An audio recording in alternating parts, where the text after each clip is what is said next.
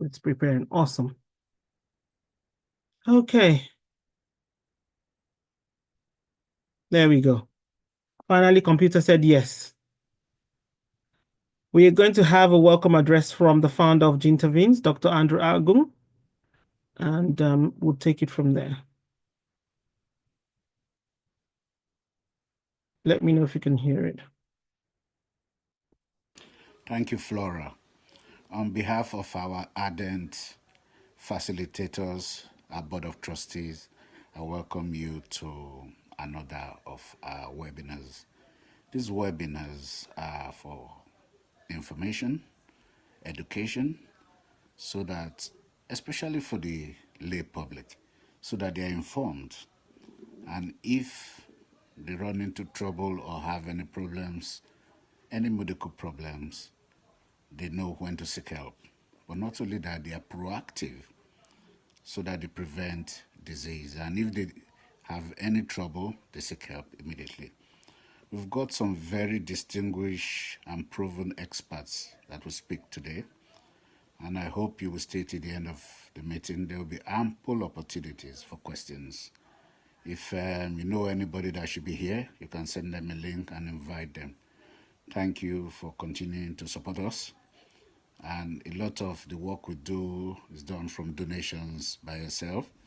Our able project manager, Mr. John Sanbedo, will tell you how you can support us by giving you our bank account.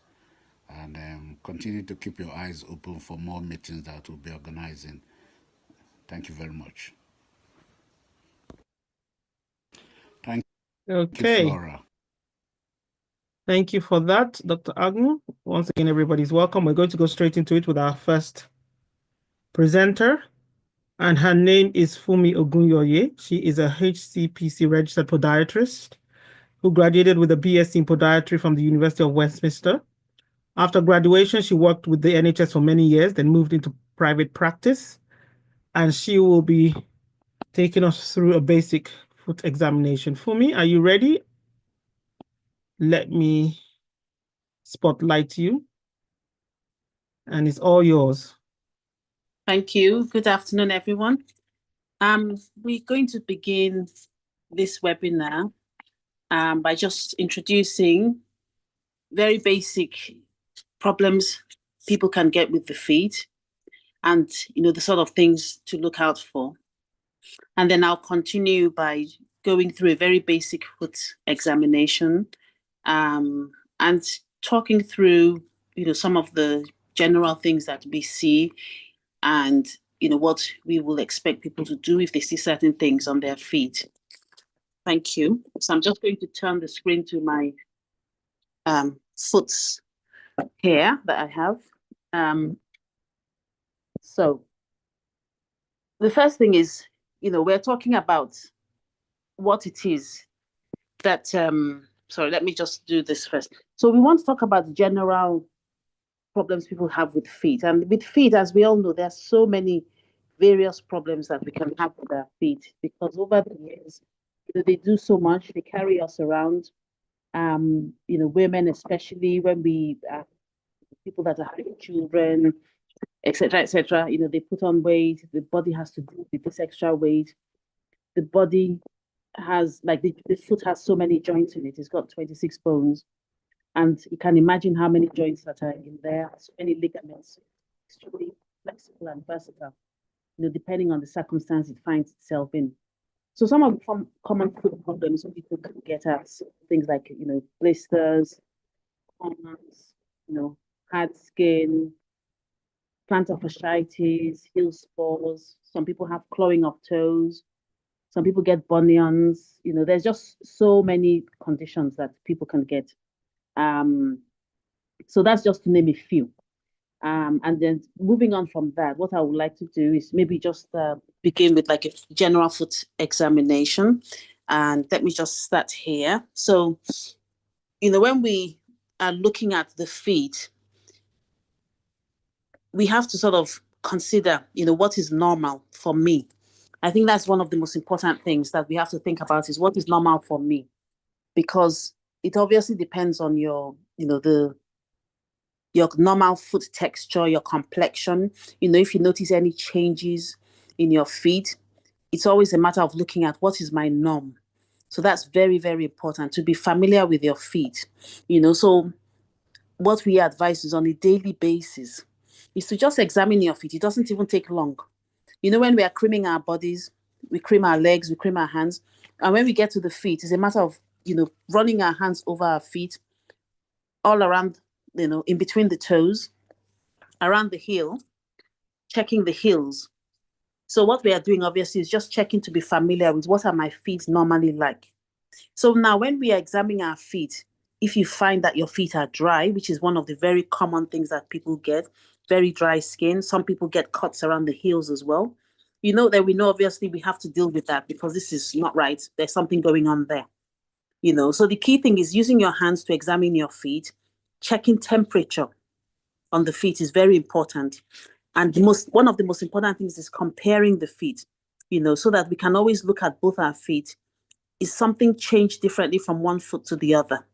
That's very, very important to do because I'll give you a very short story, actually. Someone I saw yesterday in clinic, a gentleman, and he was explaining when during COVID, he noticed one of his feet, and actually from his leg, from his calf, was slightly bigger, and then his foot was bigger. And even when I saw it yesterday, it was still, this is 4 years later.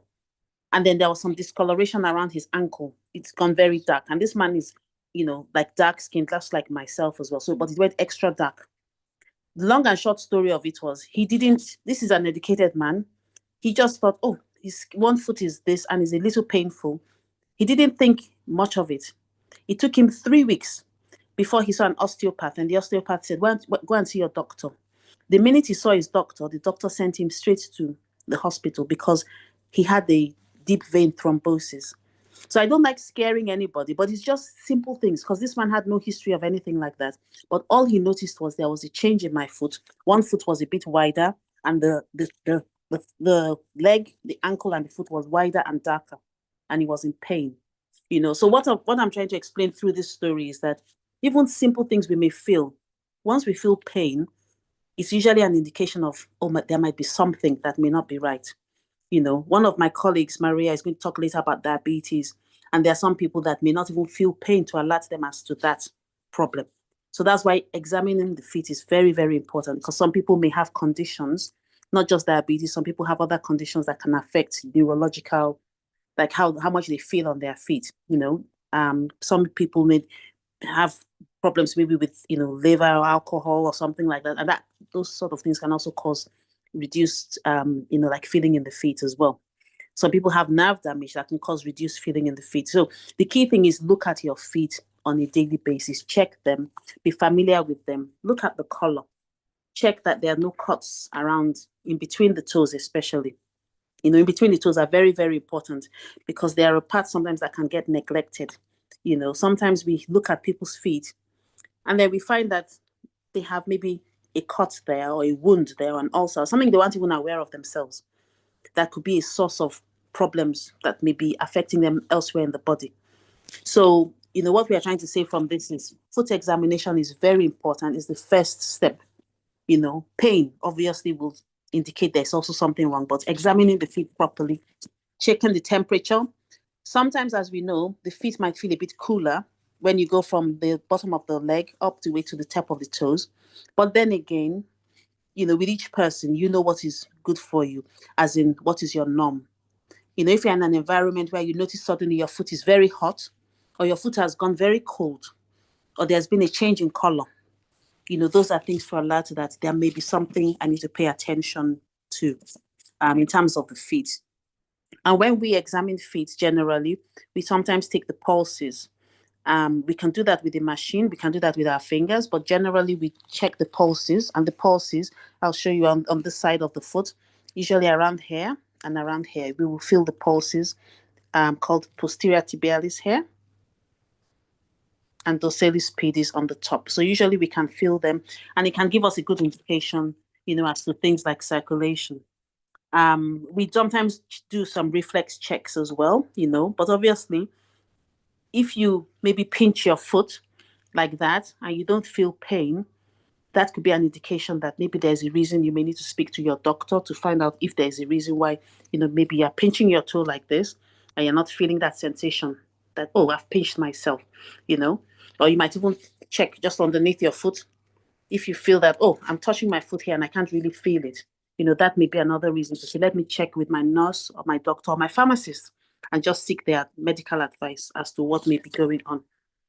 I believe I've mentioned swelling as well earlier on. So swelling is also a very important reason to, pay attention to your feet and to seek advice. If you've noticed swelling on your feet, that's very, very important. You could also notice some abnormalities, maybe in the nails. If you look at your nails, you might see something different. So, checking the nails. Sometimes, there are other conditions that can affect things like that show in the nails. There are many conditions, so there are sometimes maybe if people see like a sudden discoloration, maybe blackness in the nail or something that sort of brings to your attention that something is not normal, something doesn't look right. The best thing to do is to seek advice. And once again, going to your pharmacist or your nurse or your doctor, is a very good idea. So what else can I say about inspecting your feet? The key thing also is maybe when you're having your feet looked at, maybe if you go to like a nail spa where they're cutting your toenails, it's always good to be questionable, like questioning. Don't be afraid to question the people providing the service. Maybe just to ask them that, oh, this blade that you are using on my toes, how do you clean them? It's very important to ensure that the ideal is to use sterile blades. You don't want a blade that has been used on someone else, even if they say they've cleaned them one way or the other. The standard we prefer is single-use blades per person.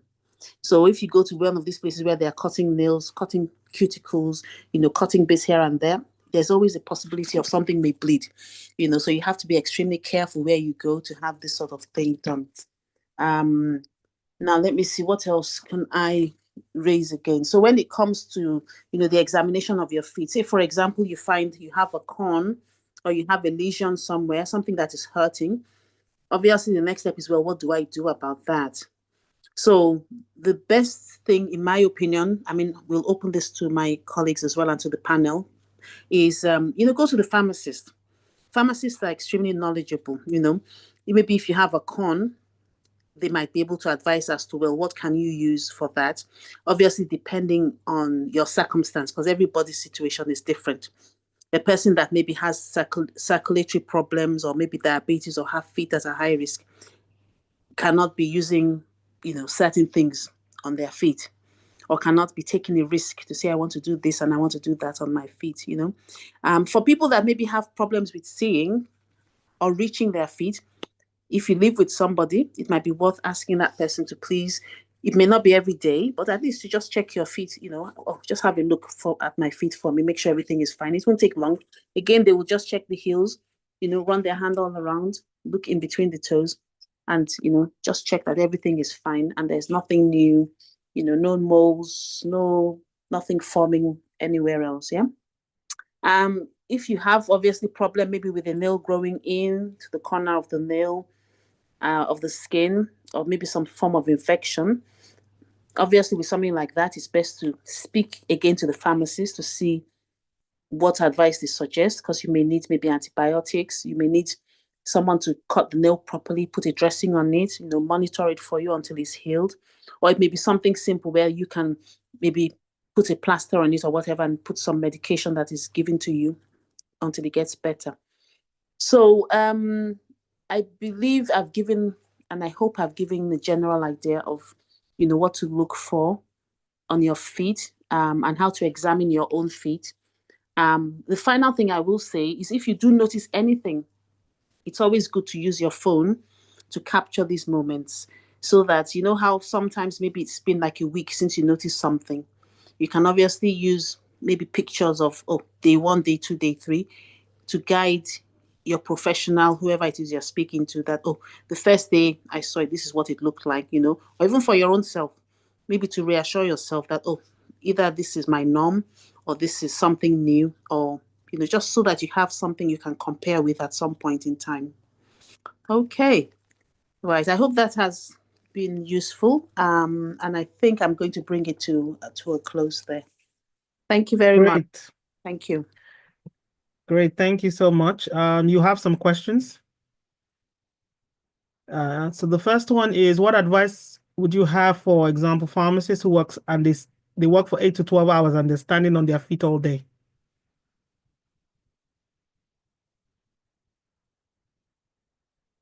You're on mute for me. Yes, sorry, I was trying to unmute there. Yeah. Now, when we say that, I think the key thing is, you want to ensure that firstly, you are wearing comfortable footwear, you know. So I don't know what your footwear is like, but the key thing is wear something comfortable. Ideally, what I would have thought is if you are standing for so many hours a day, even maybe trainers might be a good idea if they allow you to wear that sort of thing, or like lace up shoes, but definitely nothing too narrow or too shallow. You want something that is comfortable that you can move around in. If you're having maybe problems with your heels or whatever, maybe you might want to put an insole in there, something that can give you a bit more cushioning, additional cushioning. But then the advice I'm giving here is kind of very general because I don't know what exactly the issue is, if it's, if there's something more to it. But that's just general advice in terms of if you are standing for a long time. The key thing is to keep yourself as comfortable as possible. Also, obviously, to give yourself rest, sit down, rest, because you can't be standing for that long without having any breaks as well. Okay, thanks. Thank you. There's a question. Any help for those with flat feet? Now, flat feet is an interesting matter here. My colleague, I believe, is going to talk about biomechanics. He's going to give some general advice. So, when it comes to flat feet, I do see patients in my clinic that have flat feet and they can cope with it. Their body has adapted and they have no problem. So, it's like when you talk about flat feet, I don't specialize in biomechanics. But if I have a patient that comes to me and says, I have a problem because of this, I have a problem because of that. Generally, we have some insoles, if it's a very simple matter of maybe supporting the heel in a certain way with some insoles. But in terms of the flat feet, all I can say is there are some people and many people with flat feet and that they are fine. Their body has adapted. But if you're having flat feet and you're having maybe problems in your ankles, in your knees, in your walking, then obviously you would need something additional. And I believe my colleague is probably going to talk about that. Somebody All right. asked, what is flat feet? Flat feet is usually where people don't even have an arch. Their foot is almost fully weight bearing.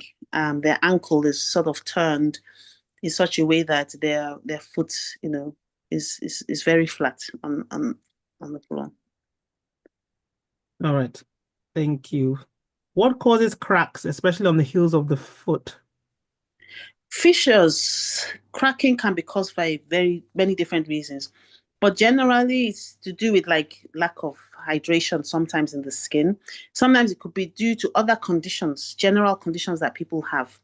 But the key thing is if you have that, so the way we treat it obviously varies upon the cause, because there are people that need to hydrate their skin properly and put proper cream, maybe with something with a bit of urea in it, that will help, with the skin and hydrating it, making it a bit more elastic. But also sometimes people don't drink enough as well. They don't drink enough water sometimes.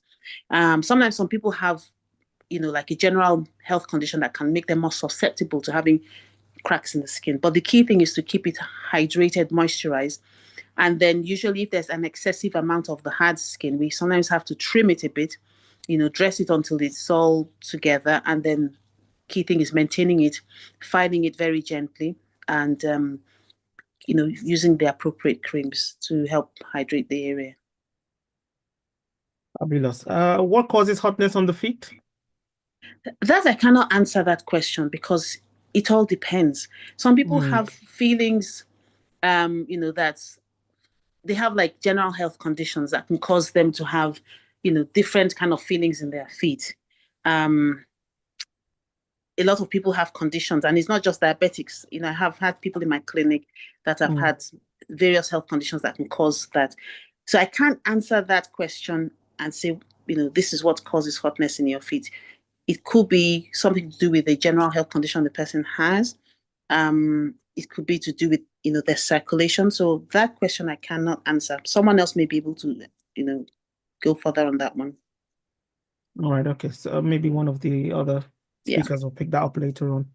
Okay. Is it advisable to wear socks for a long time for the elderly? That is interesting because it depends. You see, a lot of these things, they depend on, generally when we put socks on, it's a good idea to put socks on before you put your shoes on your regular day to day.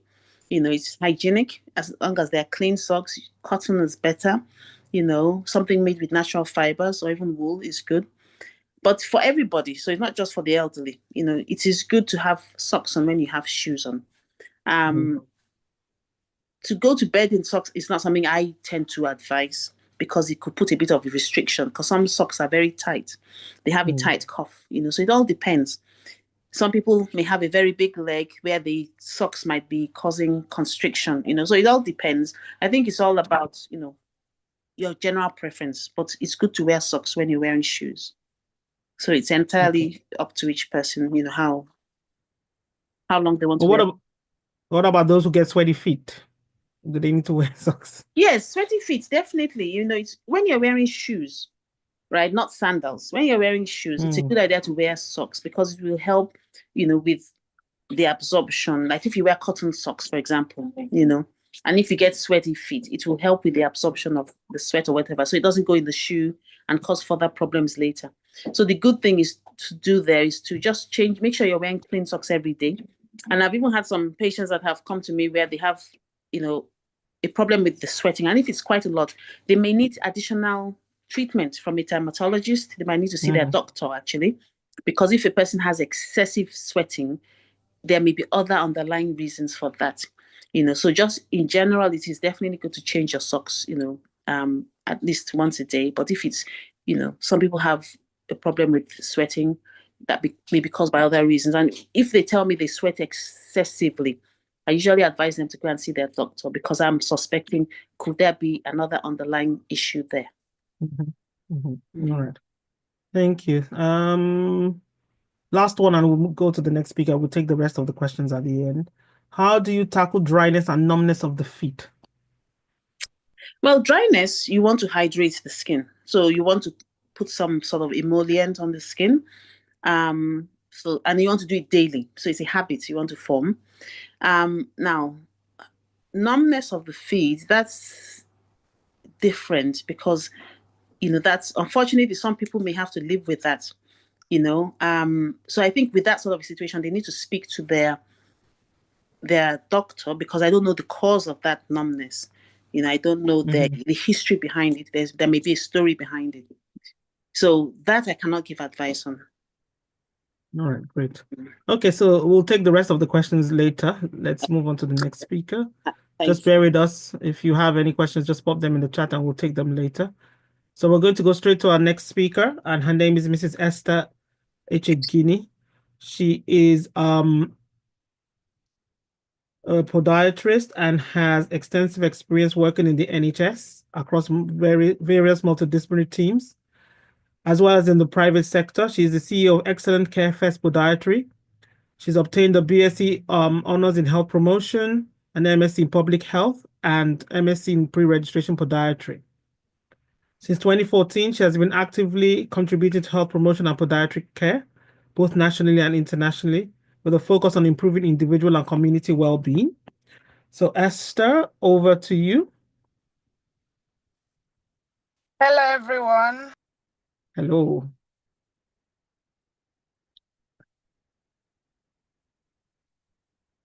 You've muted yourself again. Just unmute. Are you able to unmute again? Just give me 1 second. Okay, try it again.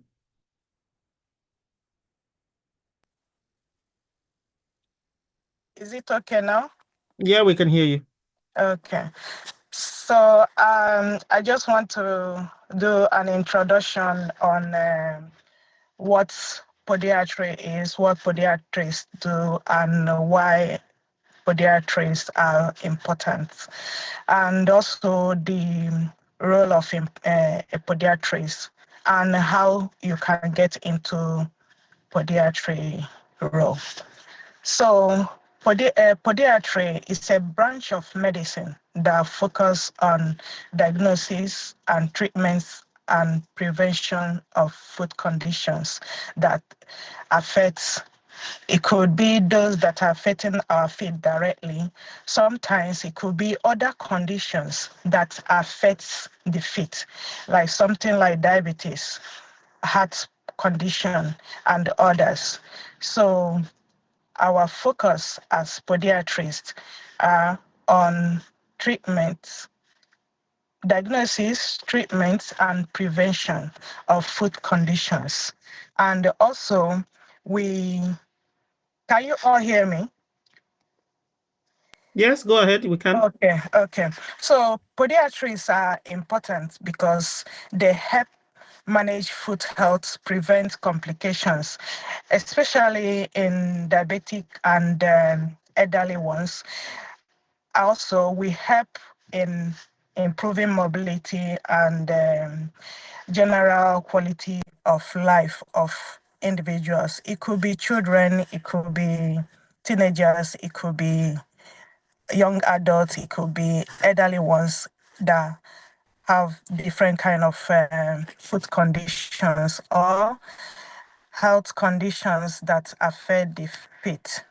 So, as I said before, we podiatrists, we assess and diagnose, treat foot and lower limb conditions, such as it could be things like plantar fasciitis, as mentioned by my colleague before, bunion corns, the basic things, and also it could be treatment of diabetic foot and advising individuals depending on their individual foot needs or foot health needs. So we assess and diagnose, then have individualized plan, treatment plan for different conditions and different people. So we always provide a holistic management. We consider the social life of individuals and their financial and their employment status and what they are doing at the moment, their general activities. So all those things are always put into consideration in our management plan. And for those who would like to get into podiatry or who are interested in knowing about getting into podiatry, podiatrists work in various settings. It could be under NHS, and it could be under private hospitals, it could be private clinics, where we have a multidisciplinary team or just podiatric clinic. Podiatrists also work in community health centers and other places, even in some organizations that are interested in All right. fit, even in elderly We'll wait for Esther to come back. homes. I think her network is playing up. Okay. In the meantime, Hello? if you have any questions, just put them in the chat. And we'll take them either after the speaker or at the end. Hello. Yes, we can hear you now. Go ahead. Okay. I don't know where you stopped hearing me. I I thought you have been hearing me. So where should I start now? You were talking about where podiatrists work. Okay. I said the podiatrists work in various settings. It could be under NHS, it could be in private hospitals or a multidisciplinary team a clinic. I could be just podiatric clinic. We also work in doctors. Also, so can you hear me? Yes. Okay. So the next thing I want to talk about is the educational requirements if for those who would like to get into podiatry or who are interested in knowing. There are various ways of getting into podiatry program, become a podiatrist. In the United Kingdom, those there are those who want to get into it that haven't had any previous degree. They can get into it with their GCSE results or A-level results. These include English, maths, and sciences, biology mainly, C or 4 grade 4 above. And some universities also accept some people that have had previous experience in different health areas to get into podiatry program, pre-reach a master's degree, which is a fast track 2 years program. And other people can get into podiatry program after having some kind of experience in assisting podiatrists, like working as a podiatry assistant. They can do a program which is apprenticeship program, and that is another route. Another route is the one I just mentioned before, which is a pre-reg program. If you have had any a degree related, a health related degree before or experience, you can get into pre-reg master's degree in podiatry. So, and there are different careers after graduation, different routes. One can decide to go into podiatry surgery. It can be, another can decide to go into public health and other things, or becoming a diabetic specialist, food specialist. Those who cares about diabetic fit. And also some can decide to specialize in wound care. There are different branches. Some can get into research or teaching and others. So this where I'll stop. If you have any question, please feel free. I'm happy to answer your questions. Thank you. Thank you very much. Do we have any questions for Esther regarding getting into the profession that is podiatry? Okay, somebody's asking why focus on the foot and not the hands? And more important, yeah. Okay, Why please focus on the complete. foot and what about the hands? Okay. Esther? Because our feet does great job.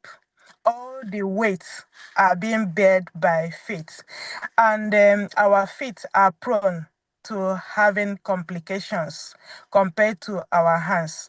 Thinking about it, you can look back or look around you. How many people have you had that had hand amputation, corn calluses, bunion, plantar fasciitis? You think about it. And also our feet are connected to all parts of our body. The connection is great. And with our feet, it's easy to identify some kind of systemic conditions. Somebody without diagnosed diabetes can be identified. Somebody with vascular problem can be. Somebody with peripheral neuropathy can be identified, and other things also. And it's easy for people to have foot complications. So I think that might be the major reason Can we hear Esther? we have this profession that focused only on hands, only on feet. I think another person can also help us to contribute. Hello? Okay. Did everyone hear Esther's last answer? No? Okay, Esther, just repeat what you said. Some people are saying no, they didn't hear you. Okay, I don't know what happened. I said that the reason for this profession could be because our feet are so important and they bears much weight. They do great job. Our feet carries us our body weights and takes us around. Our feet are connected to all parts of our body. And most of systemic conditions can be identified. The signs and symptoms can immediately show up on our feet. Things like diabetes, undiagnosed diabetes, can be identified because sometimes there are some wounds that are not healing. When we look at it, we can not healing and also getting infected. Why there is no, some people, they don't even know the major cause of that little wound that developed to become a bigger wound. Sometimes it has not become a bigger wound, it's just that it's not healing. With that and the way it look and with other assessments, we'll be able to refer the person back to their GP or doctor to assess, to check. We can signpost them and also recommend some kind of further investigation. And most of them are always accurate. People with heart disease, it shows on their feet, some kidney problem. There are different systemic conditions that can be identified on the feet. And also, most of them affect the feet seriously. Like somebody with diabetes, although diabetes tackle all the body system, but most of the time is the feet that always have most of the complications. Looking at the hands, rarely we see a diabetic patient having hand amputation, finger amputation, and all those things.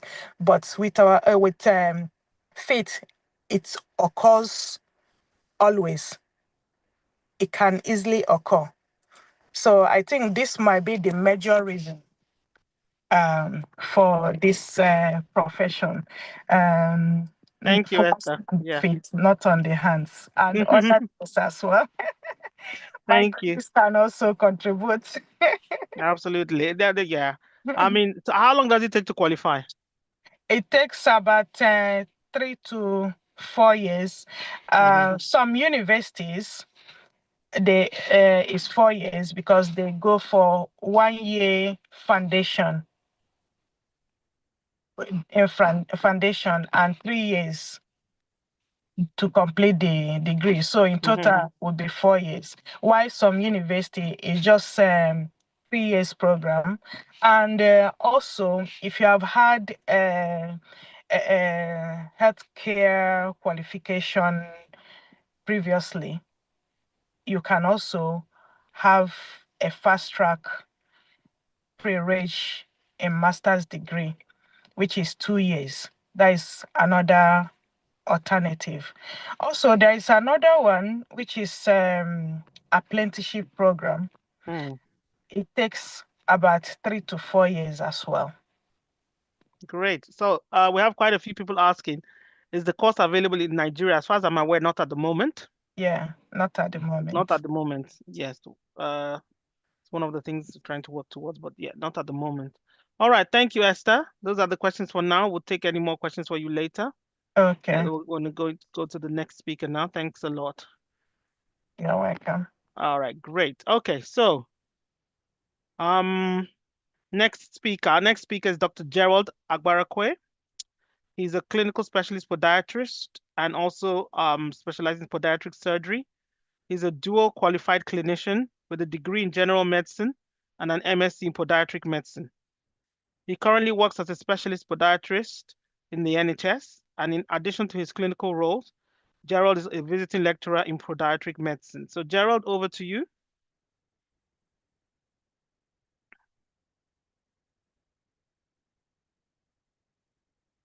Should be able to unmute. Yes. Thank you very much, Flora, for the kind introduction. Um, Thanks to all my colleagues as well. Wonderful, wonderful presentation and contribution so far.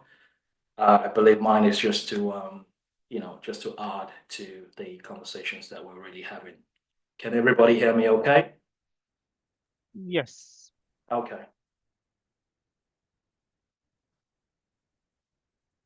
I will share my screen.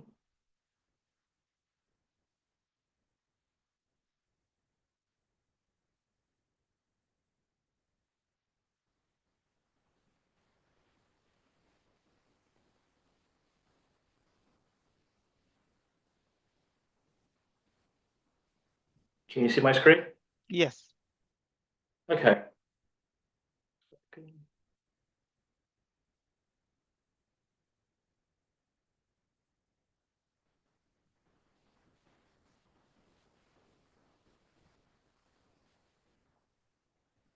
Great. As you know, my name is Gerald, and I'm a clinical specialist podiatrist. My disclosures, I have no disclosures for this presentation. The learning objective, so the expectation is that by the end of this presentation, you would have some information about diabetes and how it affects the biomechanics of the foot, and as well as key deformities and gait changes. So how you walk and how it's linked to diabetic foot syndrome as well. You will also get some insight about the role of what we call advanced glycation end products, that is AGEs, practical ways to assess and prevent foot complications as well. I'm not going to be going into details about that because my colleague Fumi did cover that as well. Sorry, I did not warn you. Some of the pictures are not great, but it is what it is in terms of the diabetic foot. What is diabetic foot syndrome? It's always good to start with some definition. With the syndrome as it is, so it's a conglomeration of different things. Neuropathy, so the patient's got poor sensation in the foot. They cannot really feel when they stand on something sharp or they get an injury to the feet because diabetes can potentially, not all patients with diabetes would get this, but diabetes that is poorly controlled over a long period of time can potentially cause nerve damage and neuropathy, as we call it. Ischemia is when you get poor circulation to your foot, so the blood supply to the foot is not very great. I saw someone asked about why the foot, why not the hand or other areas? But the foot is very important, and diabetes is the leading cause of non-traumatic amputation. You can imagine a country where half the men have been amputated. It would affect men and women alike. It would affect the number of people that go into military. It would also affect the number of people that get certain jobs. So, because once you've been amputated, no doubt your biomechanics would significantly change. So the foot is really important. Ischemia, so that's poor circulation in the foot, which can cause a lot of problems. And what this means is that, you might get an ulcer that doesn't heal because you don't have enough blood flow that comes with the nutrients that are required for healing. Infection, biomechanical deformities as well would all lead to ulcers, as hinted. Charcot foot, which is this top picture here, is where you get the bottoming of the. Can you see me? I've got a foot model I want to show you. Can you see me? No, you need to stop sharing to make it clear. All right, okay. Well, I'll probably show the foot model when I get to the questions. So Okay. this top picture there is what we call shackle foot, where you get the bottoming of the foot. So the bones in the foot get really soft. and the patients weight bear on them and they start to walk, and the bones just go that way. Okay, and what happens is that this area becomes an area of peak pressure. So the more they walk on it, the more likely it is to ulcerate and become infected as well. Amputation as well is one of the things that would come as a result of diabetic foot syndrome. So if a patient's got infection that has gone into the bone, starts to spread, and then you get things like gas gangrene, gas in soft tissue as well. Um, Amputation is likely, because in that case, you're trying to save the patient's life. Because if it becomes septic, then there's a golden hour to save that patient's life. So the role of biomechanics in diabetic foot syndrome, when you look at the foot mechanics, the body is a kinetic chain. So I like to think that God designed us, or He built us from the ground to the top. Like if you want to build a house, you start with the foundation. Um, it's a kinetic chain. Changes in the foot would affect the alignment of the ankle. It will affect the alignment of the knee, and patients can also get hip pain and problems with the lower back. In terms of the role of biomechanics, when patients with diabetes get neuropathy, they can get changes in the musculature of the foot. So you get things like what we call motor neuropathy. You can also get sensory neuropathy, where you touch them or use a fine filament or cotton wool to touch different aspects of the foot, and they don't feel it because of that poor sensation. Now, that being said, diabetes is not the only reason why people will get neuropathic foot. Patients that consume or abuse alcohol as well. Alcohol will affect the absorption of certain vitamins, or the intrinsic factor in the gut. Um, and these vitamins do help protect the nerve, and they can easily get damaged as a result of abuse in alcohol. Patients that have lower back problems, nerve compression in the lower back as well, can have peripheral neuropathy. And with this picture here, they can also get bottoming of the foot. So it's not just diabetic patients. Foot deformity is quite common, reduced joint mobility. So if there's a deformity in the foot, the mobility of the joint will be reduced. And what that means is that if your joint is not very mobile, for example, if the ankle joint is not mobile enough, most of the pressure or the force will move into the distal joint. So maybe the first MTPJ, as we call it, the big toe joint, or the lesser joints as well, they'll tend to take a lot of that load as a result of reduced mobility in the ankle joint. And what happens is that because of this reduced mobility, it's increase in that pressure that we talked about. So it's peak pressure that's the main focus, and that's the reason why offloading the diabetic foot is very, very important. When you look at a foot come to you in clinic, and you see hard skins or callus, it just tells you that this is the point that is going to ulcerate as a result of poor mobility. Fat part displacement as well is one of the things that we tend to look at in biomechanics. So when the joint orientation is changed, and with subluxation of the joint, as you can see in that picture on the top, the fatty pad that is in the ball of that foot, on that toe there, second toe, will be displaced. And what that means is that the bone will be a bit more plantally prominent. And when they walk, it takes a lot of pressure. And this area will build up callus. And if the callus is not properly managed or offloaded, the soft tissue underneath that callus will begin to break down and ulcerate. Sometimes a patient will come to you and there's no ulcer, just hard skin. But they tell you that, oh, this callus has been building up for the past couple of days or weeks or months. It's not painful, but all of a sudden it started being painful. It's a good chance that in that case there will be a subcallus ulcer.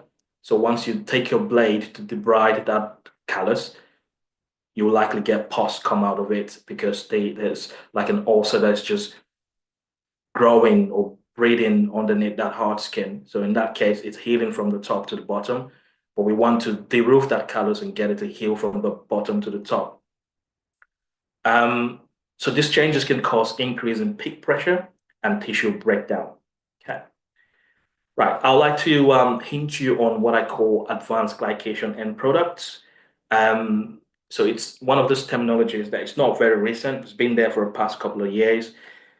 When, as you know, with patients with diabetes, there's chronic hypoglycemia. The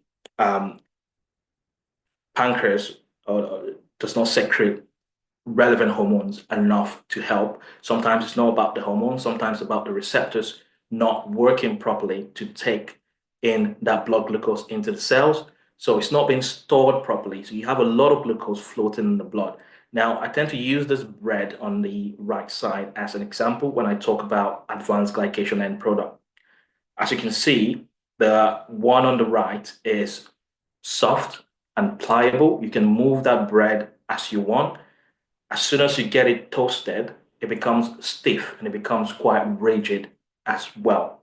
Now, I tend to liken this to advanced glycation end product before chronic hyperglycemia and after chronic hypoglycemia. You tend to see this in a lot of diabetic patients because of the increase in blood sugar for a long period of time. It starts to go through glycation. So it's a non-enzymatic glycation. It doesn't require any enzyme to act. The glucose will start to bind with hemoglobin, hence the HbA1c. It will also bind with proteins and fat. And what you get as a result is that you get stiffness in the collagen, which is a major part of the tendons and ligament in the foot, and not just the foot, all around the body. When you get a patients with diabetic, if you get their foot, probably after being diabetic for a long time, and you try to do the ankle range of motion, sometimes you can get that stiffness and that resistance because of the collagen fibers has changed and it's quite thickened. It's quite difficult to move the foot. And this would gradually lead to poor flexibility, increase in peak pressure, and the patient can potentially ulcerate. So apart from issues with flexibility and ulceration, there's also reduced shock absorption, which is one thing to also consider when you're managing your patient. If you look at their footwear and you think this is a rigid foot and it's non-functional, it's important to consider insoles that are good for shock absorptions, footwear that are good for shock absorption as well, to help reduce that peak pressure and reduce the potential to ulcerate. Common foot deformities in diabetes. Someone did ask about pes planus, which is flat foot. So in flat foot, what you get is the collapse of the medial longitudinal arch. You get what we call a rear foot valgus. So for the non-medics, if you look at the patient from the back, what you get is the back of the foot will start to tilt outwards. Yeah, and you get bulging of the medial side of the foot as a result of that collapsed arch. Now, what happens in this case is that there's a lot of strain that is going through the tendons and ligament that run around that bone on the medial side of the foot, and this can potentially become painful. Apart from that, the patients would try to compensate by walking in a different manner. Some of them would tend to put more pressure on the lateral side of their foot to avoid walking on the medial side. And then you get things like what we call Jones fracture or fracture of the fifth metatarsal, the bone on the fifth toe, because of this avoidance that the patients tend to do because of the pain. Apart from that, ulceration in the medial aspect of the foot as well can be quite common in patients with pes planus. The management for this, we can talk about way at the end of the slides. Pes cavus as well is one of the common deformity that you see where a patient has, the patient will have a high arch. So it's just the opposite of pes planus. So in this case, it's a rigid foot, it's non-functional. The foot is acting as a tripod. You know, the tripod they use in certain cameras, phones and all that. The foot is acting as a tripod in a high arch foot. So there's lots of pressure going around the heel, lots of pressure going around the big toe joint, lots of pressure going around the fifth toe, the ball of the fifth toe in that area. When you look at these patients, when they come in, they will get lots of callus around this area. Not all of them, but a good majority of them do. And this just tells you that lots of pressure is going on there and it has a potential to ulcerate. It will help you with your management plan. If you want to manage them, you need to support the arch properly and as well as offload these areas that you believe would ulcerate. Apart from it being a rigid foot, There's poor shock absorption as well as a result of that. Hammer toes is when you get your toes looking like a hammer as a result of a motor neuropathy and weakness in the muscles in the foot itself. We call them the intrinsic muscle. I'm being careful not to use too much medical terminology because of our non-medical colleague, but I'm quite happy to expatiate at the end of the presentation. Hallux valgus is when you get a bunion, where you get medial deviation of the bone in the foot, the metatarsal. You get lateral deviation of the big toe as well, and then it gives you this bump, this bony bump on the medial side, which can become quite painful as well. Pictures are very, very good to help to contextualize things. You can see here the pes cavus, it's a high arch, and the tripod I'm talking about is 1, 2, 3 on the other side, which is the fifth toe. And this is an area of high load, and this is an area of high load as well, and the other one there. Well, they tend to say this is a normal arch, but what is normal for you might not be normal for the other person. And I think it just depends on the patient because everyone is different.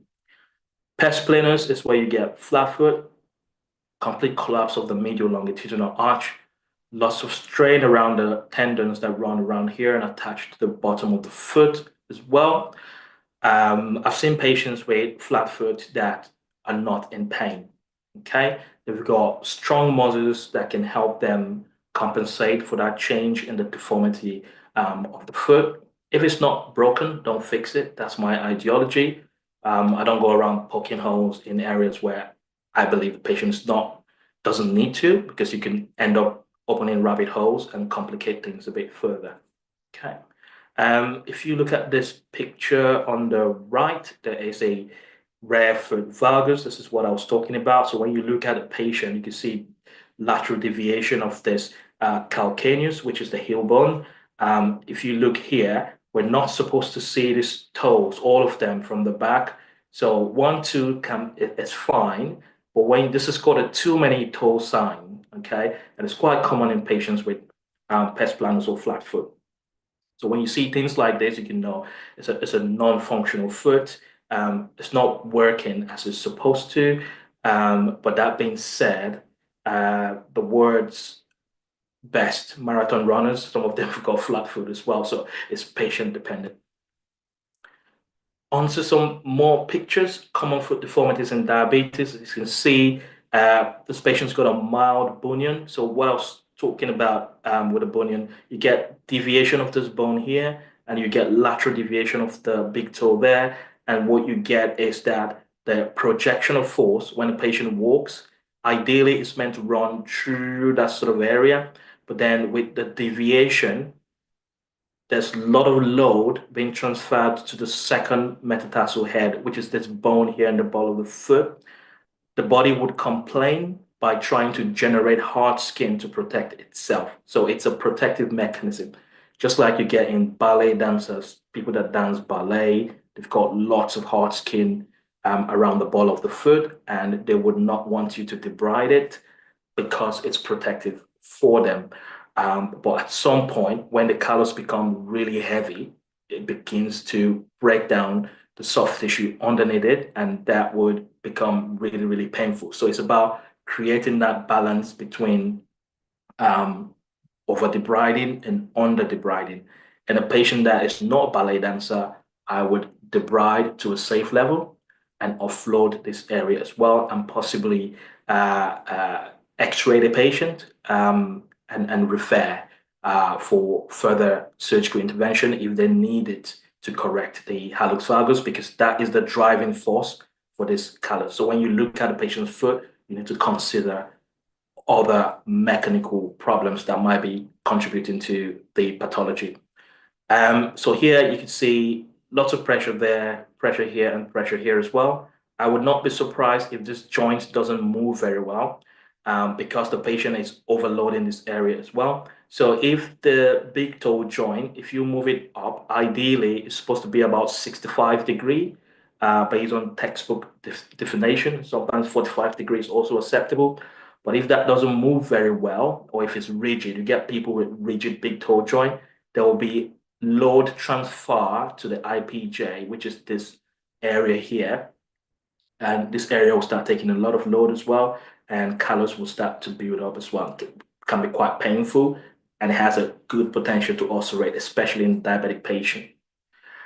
This one here, you can see build up of hard skin callus on the dorsal aspect or the top of the second toe on the left foot. This is very, very common, especially in patients that's called clawed toes, hammer toes, or mallet toes. This is coming from the footwear. So when you look at it, it's important to give them proper footwear advice.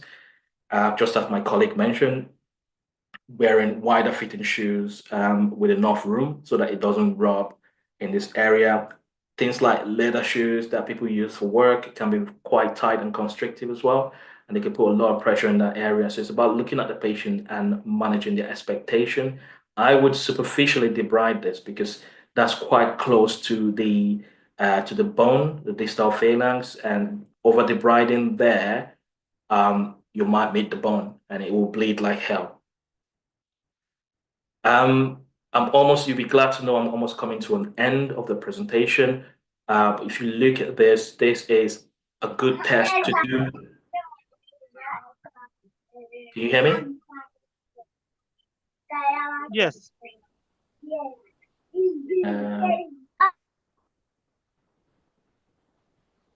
Can you hear me? Yes. Okay, great stuff. So ankle range of motion is a good test that you can do in clinic, or you can also say do it at home. For the medical personnel here, it's called a silver score test. Ideally, what we want to do is check the range of motion in the ankle joint. Biomechanically, if you're doing a passive range of motion, because some of the patients want to help you when you're doing this, the patient is meant to leave their foot floppy and not engage the muscles on the top of the foot.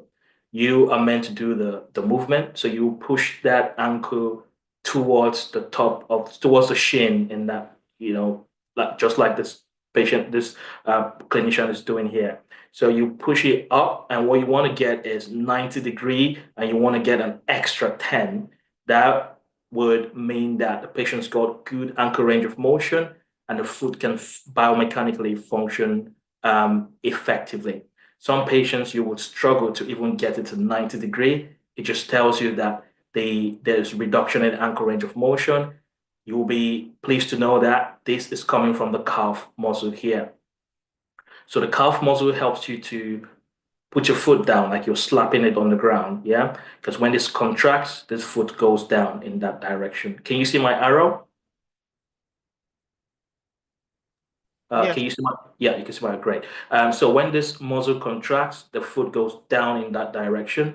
And in some patients, this would become too tight. When it becomes too tight, you would struggle to push it in that position. Now, what happens is that if this is too tight, there will be increased loading in the ball of the foot. And what happens with increased loading? Buildup of hard skin, potential to ulcerate, especially in diabetic patients, patients with cancer, patients with poor skin integrity. So there's that potential to ulcerate. So this is one of the quick tests that you can do. If you want to move this test a bit further, the patient is lying down, obviously. You could get them to bend their knee. So in that case, you're isolating the other muscle, and then you're doing it again. So it just tells you, so there are two groups of muscles, which I'll show you in a minute. You'll be surprised that small biomechanical change like this can significantly affect the way a patient walks, just to help them clear the toes off the ground. So I've put a nice diagram here. In terms of the mechanism, there's something called extensor substitution. Please ignore that medical term and just focus on, this area here. So this green bit is your calf. You've got the gastrocnemius and the soleus, which is in there. There's two heads to that. And that gives you the Achilles tendon. The Achilles tendon is quite common. I believe a lot of people have heard about the Achilles tendon. That attaches to the heel, okay, your heel bone there. When this contracts, oops, let me try and get this. When this contracts, this foot goes downwards, right? So limitation in the range of motion in the ankle joint. means that you've got tight calf and you need to do some stretching exercises, which the physiotherapists are very skilled at giving you the right exercises to do. So what happens now biomechanically if this becomes tight? This green muscle here, which is called the tib ant, okay, ignore the name for non-medics, it will become overactive. So it will be overactive in an attempt to pull your foot back into the dorsiflexion or back into this sort of direction, right? Um, when this becomes hyperactive, it will start to recruit the smaller muscles in the foot, okay? It will recruit them and they'll be doing more work. And they'll be doing more work. The result of that is biomechanical deformities like this. It does not happen overnight. It will happen over a long period of time, um, where the tendons will become fixed in that position, and you get mallet toe, you get claw toe, you get hammer toe. This can become arthritic at some point. Sometimes it's flexible, but at the end stage, it becomes rigid. You won't be able to move it because there's arthritis in the joint, in addition to tightness in the tendon that attach to the base of the toe there. And this is a picture just to show you how tight those tendons are. You can see them from the skin poking up, okay, in this clawed toe, right? This is an area of potential problem because it can rub in the shoes. That's a classic bunion, this one here, that deformity. Apart from rubbing in the shoes, patients can also get apical ulcers, so they can get ulcers in the apex of the toe because of increased pressure in that area. Okay, so in terms of management, physiotherapy is a good place to start for stretching and muscle strengthening. Balance and gait retraining is also very important, especially for patients who have ulcer and they're healing. It's quite important to get them into that habit of balance training and getting them back into their norm in terms of how they walk. Custom insoles with arch support. I'll show you what that looks like. That can help to correct foot deformity and redistribute the pressure in the foot. Total contact casting would be for medical colleague. You wouldn't be doing this if you are, or if you have a shackle foot, which is the one I showed you with that bottoming of the foot. I would go back to show you that. So that one there, okay, this, if you start experiencing anything like this as a patient with diabetes, it's important not to walk on it. Seek help from a professional as soon as you can because that foot has to be offloaded. It doesn't just happen overnight. So for you to see that, you might start feeling red, hot, swollen on the background of diabetes and peripheral neuropathy. Do not walk on it. Okay, just right. So the next stage there would be rocker bottom footwear, footwear that has extra depth. Footwear assessment is a large area to go into, but the basics are get a good rocker bottom footwear with extra depth and firm heel counter. So at the back where the heel is, there has to be a good counter that is well cushioned, so your foot don't keep coming off when you're walking. Lace up shoes are very good. If it's quite difficult to lace up your shoes, you can use ones with the straps. Toe spacers are also good to stop two toes from rubbing. You can use simple devices like Orthoform to do that. They can also help to correct toe alignment temporarily. Timely referral to orthotics or the surgical teams if you work in an MDT department.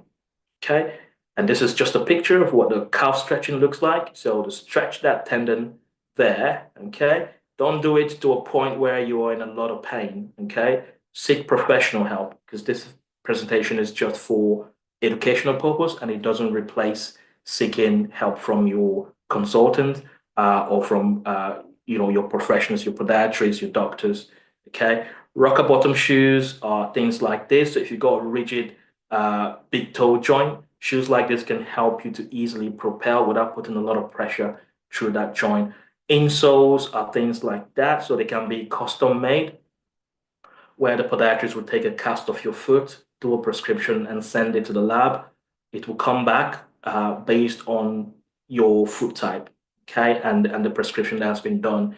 You can also just buy basic ones off the shelf, as Fumi mentioned, to support your arch, but those ones come with no addition at all. Um, Autoforms are things like this. So you can see 1, 2, 3 might be clawed, but autoforms can help to bring them back into alignment. So it does depend if this is rigid or flexible. And the same here, and this one is the same, just to shield any lesion on the top of the toe. And if you're ever in Essex, a nice place to visit is Clacton-on-Sea.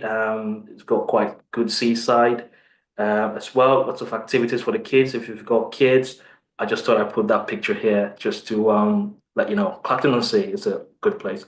Thank you very much for listening. Over to you, Flora. Thank you, Dr. Gerald. That was great. Some questions for you. What causes tingling and peppery sensation in the legs of elderly people? Yes, let's do some appreciation for our speaker. Yes, we could clap in emoji, but yeah. Did you get the question, Dr. Gerald? Yeah, just bear with me one second. Can you hear me? Yes, just stop sharing your screen. Yeah.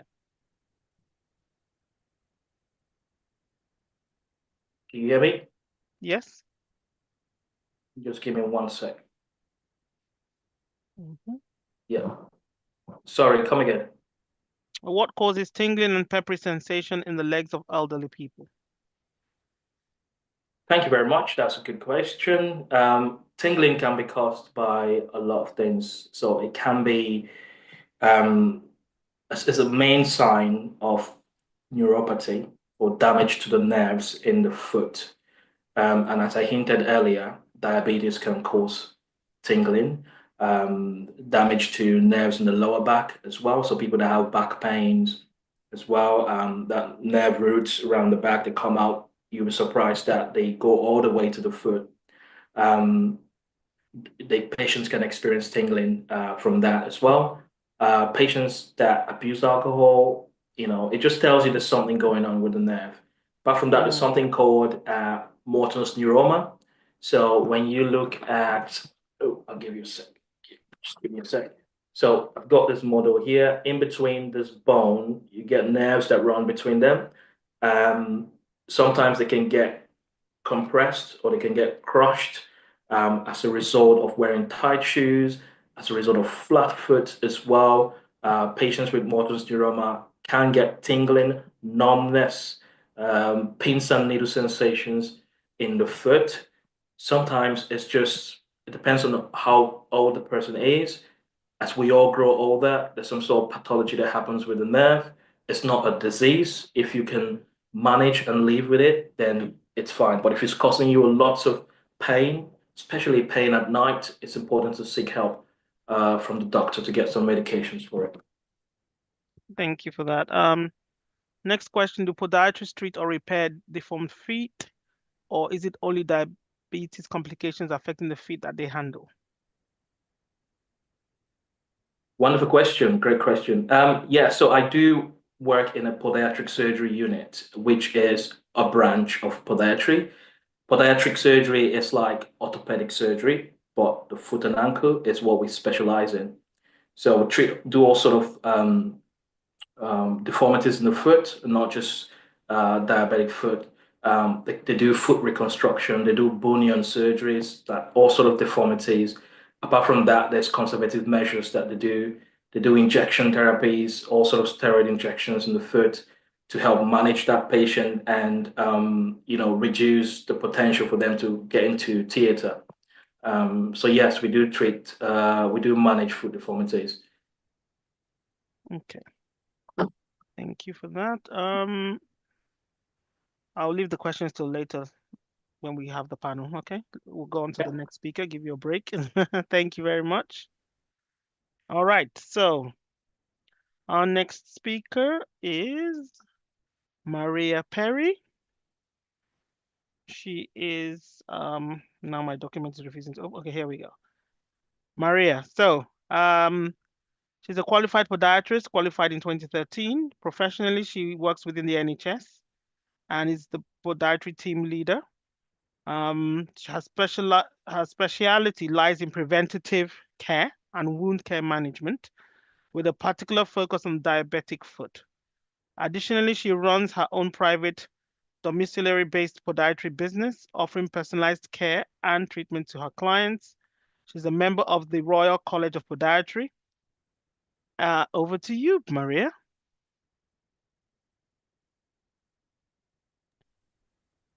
Good afternoon. Thank you so much, Good Flora. afternoon. Let me share my screen.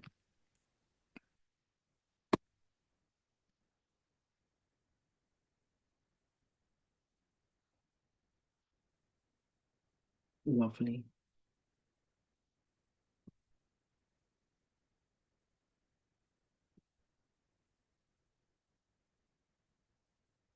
Okay, I think you can see my screen. Yes. Wonderful. Wow, wow, wow, wow. I'm excited. If I was not a podiatrist now, I think I'd go and study for podiatry after hearing all of these great speakers. So I just want to really touch on what is diabetes, because we've heard a lot about it, and it's good, I think, just to discuss. So basically, when we eat, the carbohydrates from the food produce glucose, and the glucose goes into the bloodstream. We have the pancreas that sits behind the stomach, and it secretes insulin. So when we eat, the pancreas senses the glucose has entered the bloodstream, and it supplies sufficient amount of insulin to tackle the glucose. So basically, when this cycle stops working, then that's why we have diabetes. And that's just in a nutshell. And why, the amount of people living with diabetes is going higher and higher and higher. Why do we think this is? One of the reasons is because people are just living longer. Number two is that we're having more screening, so more people are being diagnosed. And also, as technology increases, our lifestyle can become more poorer, i.e., we're not exercising as much. We're just becoming complacent. We sit down, we go and eat takeaway, chips, chicken and chips, and all of that. So all of these reasons is why diabetes is on the increase, and that's worldwide. And this is just a picture, and this is just the cells that are in the bloodstream. So you can see the cells here, and that the yellow is the insulin. So when we eat and the insulin is secreted, the cell receptor, we have a duct here that the glucose goes in. So here, once the insulin comes, it attaches to the cell in the blood, and that opens up the duct, and in goes the glucose. So we can clear glucose by exercising. 80% of our glucose is from our muscles, and that's from exercise. And so you can see how exercising is so important. So diabetes, the two main types of diabetes that we generally look at is diabetes 1, and that's where the body is unable to produce insulin. So when we eat and the glucose is in the bloodstream, there's no insulin to take that up. So we've got an overload of sugar or glucose in the bloodstream. Diabetes 2 is the most common, and really that's just lifestyle, lack of exercise, like I said, and eating unhealthily.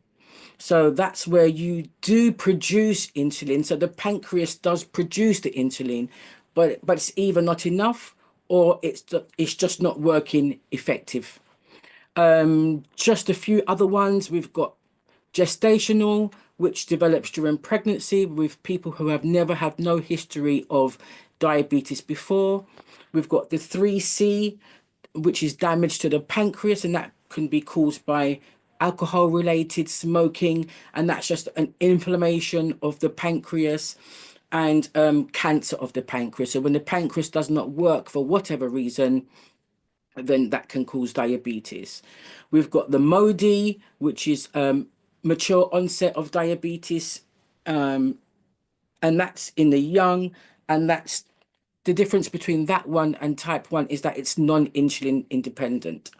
And then we've got the LADA, which is what called 1.5, and this develops in adulthood. But really what we see in our chair in the clinics is type 2 majority of the time. So diabetes and the feet. So there's two things, and we've really heard about it before, so I'm just going to quickly go through that. The two things of the foot that affects is the nerves, which is the neurological system, and the arteries, which is the vascular system. So our nerves rely on the supply of oxygen and nutrients from the bloodstream for optimal health and function.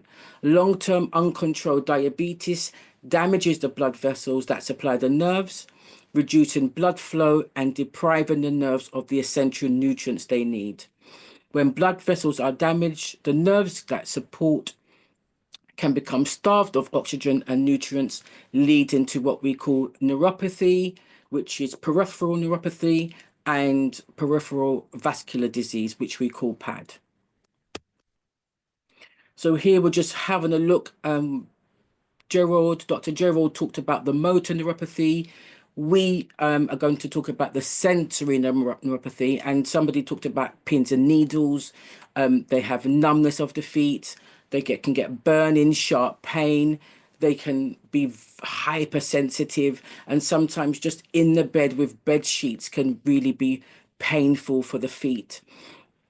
And I think Dr. Gerald talked about loss of balance and coordination. So when your feet is numb, you cannot feel your foot on the floor, so you don't get those brain messages. And so that's why people can become unbalanced. So feet without feelings are one of the #1 reasons why patients get themselves into trouble with their feet. And so the peripheral nervous system are the nerves basically outside the brain and the spinal cord.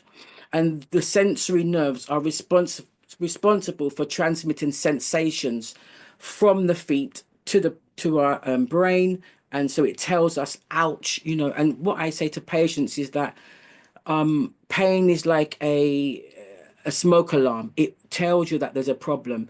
If you take away the smoke alarm, you can have fire and you're just not aware. So as much as, you know, we do not like pain, pain is actually something that we need to have. And so here we're talking about peripheral arterial disease, where the sugar can damage the arteries, and we start to see a buildup of fats inside of the artery and causing the arteries to be narrow and blocking the blood flow.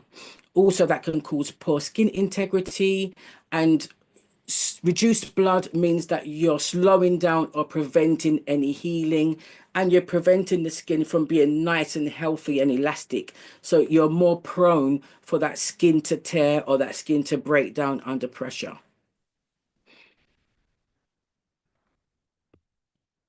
And here, just to show you some pictures, and you know, on the left we can see a nice healthy artery, and you can see the blood flowing. In the middle you can see where, you know, where you're not eating very well, and the artery just becomes clogged up with all this, you know, plaque. And then here you've got a really blocked artery. And so when the blood cannot get down to the feet, that's why people have gangrene. The foot becomes black because the tissue is starving. It's starving from oxygen, it's starving from nutrition, and that death, the tissue death, will just go black. I've had toes just come off, the end of the toes, just, you can just break it off, you know. And so it's so important to when we have diabetes or any other reason, any other medical condition that will cause blocked arteries, it's really important to ensure that you are seeing a podiatrist or someone that can help you to look after your feet on a routine, regular basis. So with diabetes, the environment, your body environment, you're more likely to develop infections because you're having the antibiotic resistant bacteria. So things like Staphylococcus is the leading cause of infections. And unfortunately, it's the most common bacteria found in diabetic foot wounds. Diabetes weakens the body's ability to fight infections. And when you have peripheral vascular disease, so when we're having the reduced blood flow, and if you think about it, the feet is the furthest away from the heart, and that's why the foot is in so much danger. So if you don't have good blood flow, when you do get an infection, so you say it's red, hot, swelling, that inflammatory response, you're not going to see that natural response. So that can mask infection.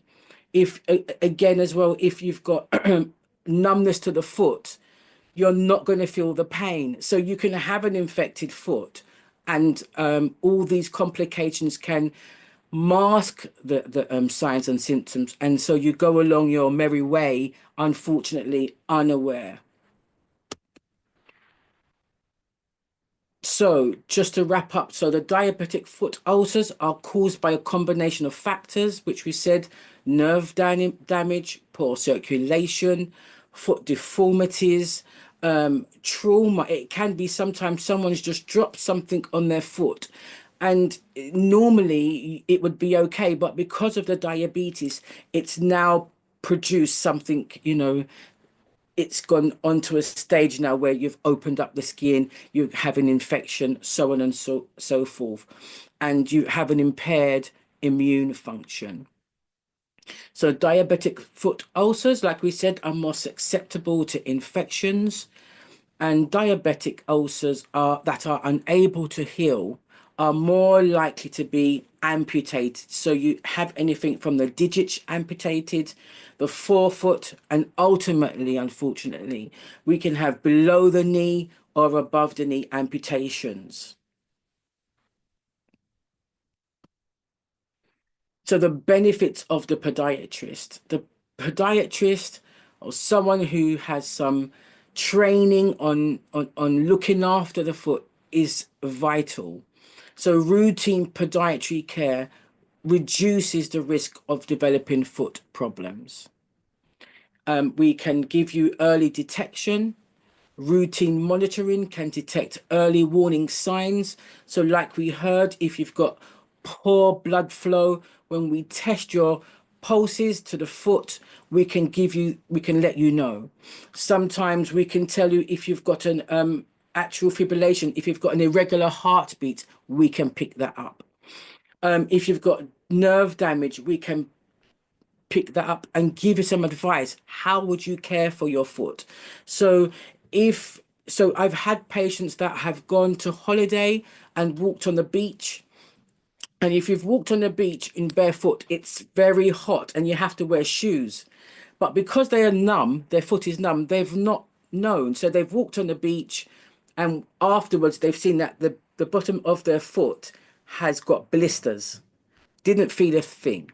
I've been in clinic where the patient has said they wanted to quickly wash their foot for me before they come to clinic. And I said, oh, thank you so much. They've put their foot in boiling hot water. Didn't feel anything, come to clinic and the skin is peeling off. I had to rush him to A&E and he had to have a skin graft.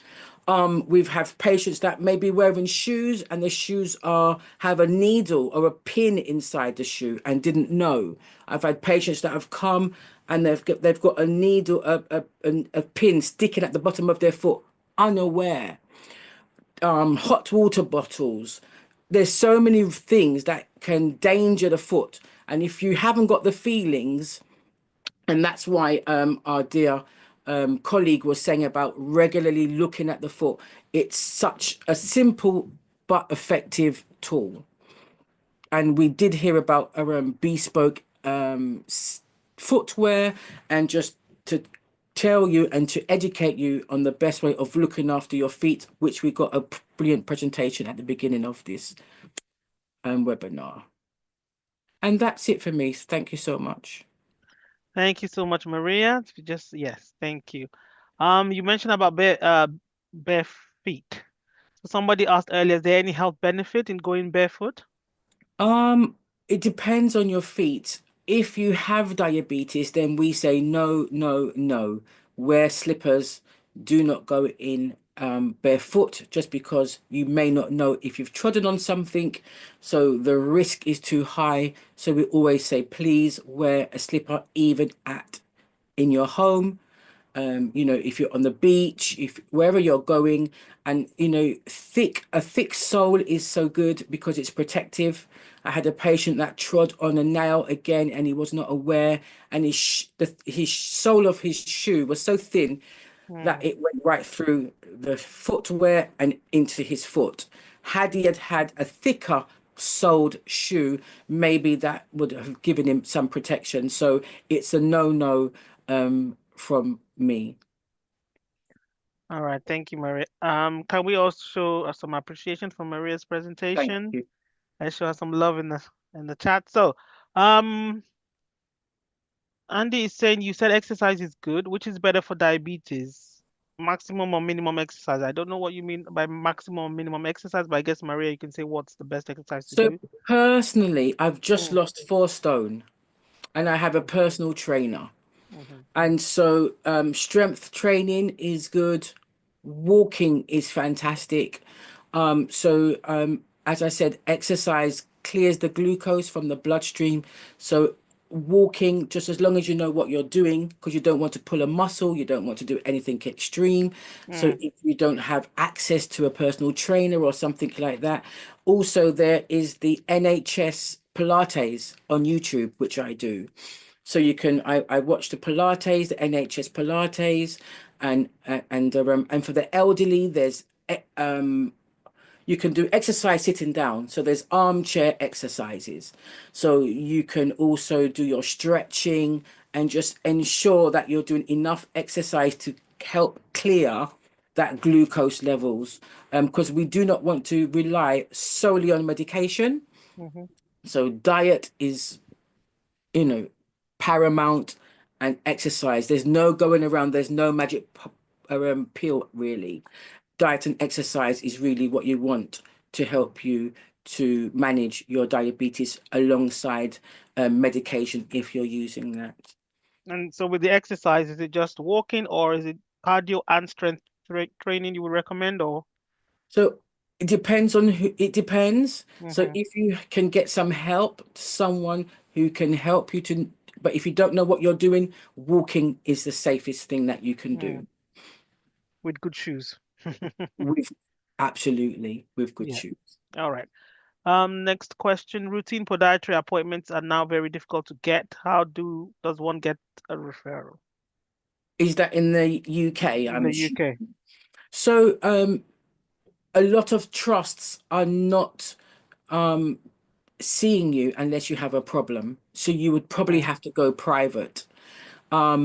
We really only see people, and even if you're a diabetic, we still don't see you. I give you a telephone consultation. uh, mm, unless you have a problem.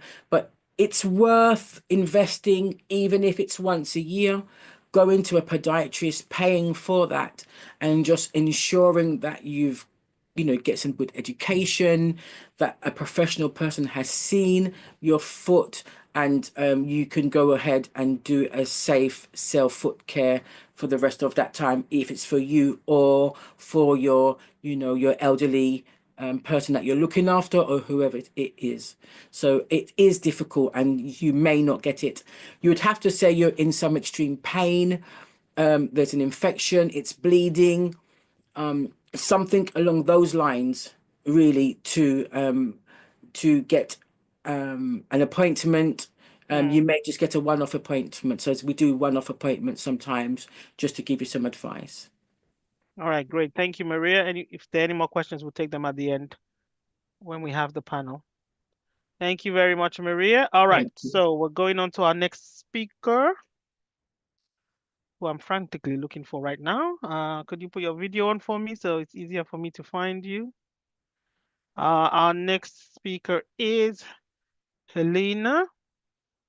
Bulldog Georges, a trainee podiatrist at the University of Brighton and a qualified doctor from Ethiopia. She has over 5 years of clinical experience, mainly in emergency care, ICU during COVID, and in the military trauma center. Currently, she's focused on an area of wound care research for her dissertation and is passionate about applying evidence-based practice to improve patient outcomes. Lena, thank you for joining us, and it's over to you. Lovely. Thank you, Flora, for your lovely introduction. Can you hear me? Yes. Yes, perfect. Okay, so just before I go ahead and display my slides, I would like to say that the slides contain some pictures of wounds. So if anyone is uncomfortable with that, I want to give them 5 to 10 seconds to just look away or turn off the video.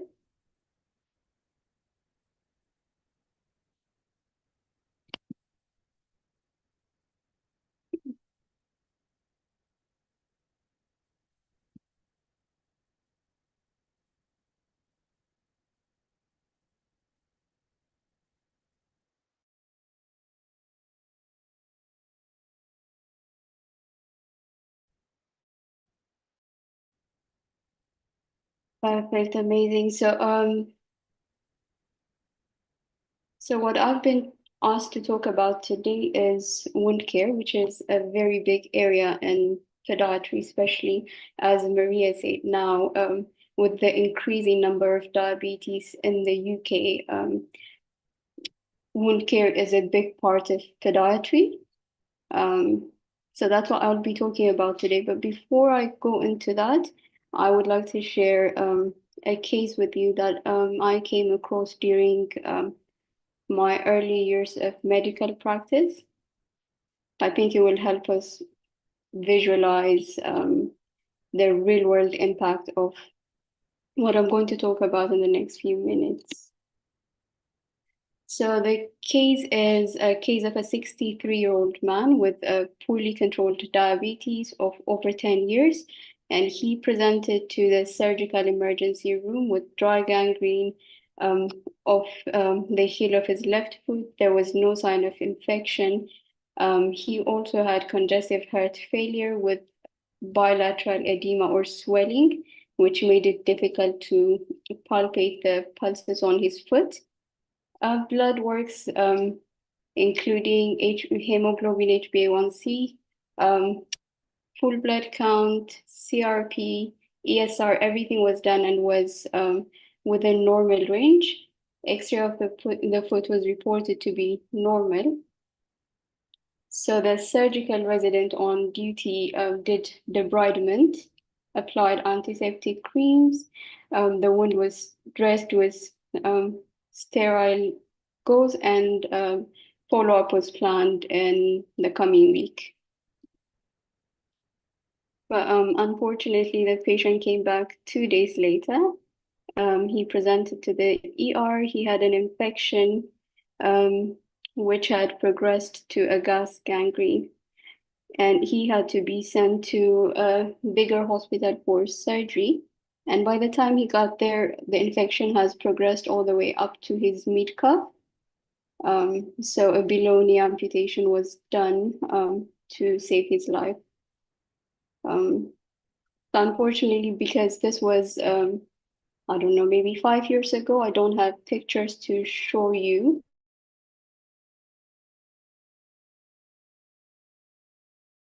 On the first slide. So similar locations, same type of presentation. So by the end of this presentation, we will try and look at what happened here, what went wrong, and what we can do to prevent this. So to start with, let's look at what a wound is. So a wound is not necessarily a big hole in the skin. It's literally any break in the skin mucosa, which can expose deeper tissues to the external environment and potentially infecting organisms as well. And anyone can get a wound. you can get it from injuries, you can get it from surgery or any other cause. But under normal circumstances, usually wounds heal within a certain time frame, mostly within a couple of weeks. However, if it's not able to heal within that time frame, it means the body is having difficulty healing the wound, and we call this a chronic wound. And when we come across this type of wounds, they're usually not just a skin problem. It's usually a reflection of a deeper or a systemic issue which needs to be addressed for the wound to progress in a good way. So to understand proper wound care management, it's good to have an idea of the normal wound healing process. This can help us identify what we're looking at when we look at a wound and how we can support it to go in a good direction. So whenever there's a cut on our skin, we start to bleed, and immediately the body thinks that we're about to bleed to death. So it sends in some cells like platelets and forms a clot and stops the bleeding there. And this happens within the first few hours. Once the body recognizes that the bleeding has stopped, it progresses to the next stage, which is where it tries to clean and clear the wound environment. And it does that by increasing blood flow and sending white blood cells to attack bacteria on the wound bed. And this is where we see the typical signs of inflammation, which are redness, hotness, swelling, increased wound fluid, as well as sometimes there's this whitish, yellowish type of material we see on wound beds, which is called a slab. So this all happens in this stage, and the priority in this stage is keeping the wound clean and managing exudates. So once the wound is clean, the body progresses to the next stage, which is actually a stage where regeneration or healing actually begins. So this is where new blood vessels start to form.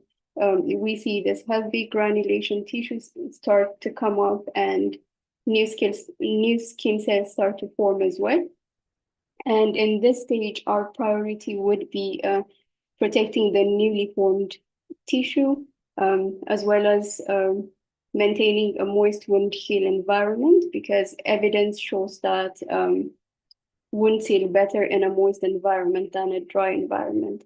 And finally, it takes months to years for the healing wound to become a mature scar.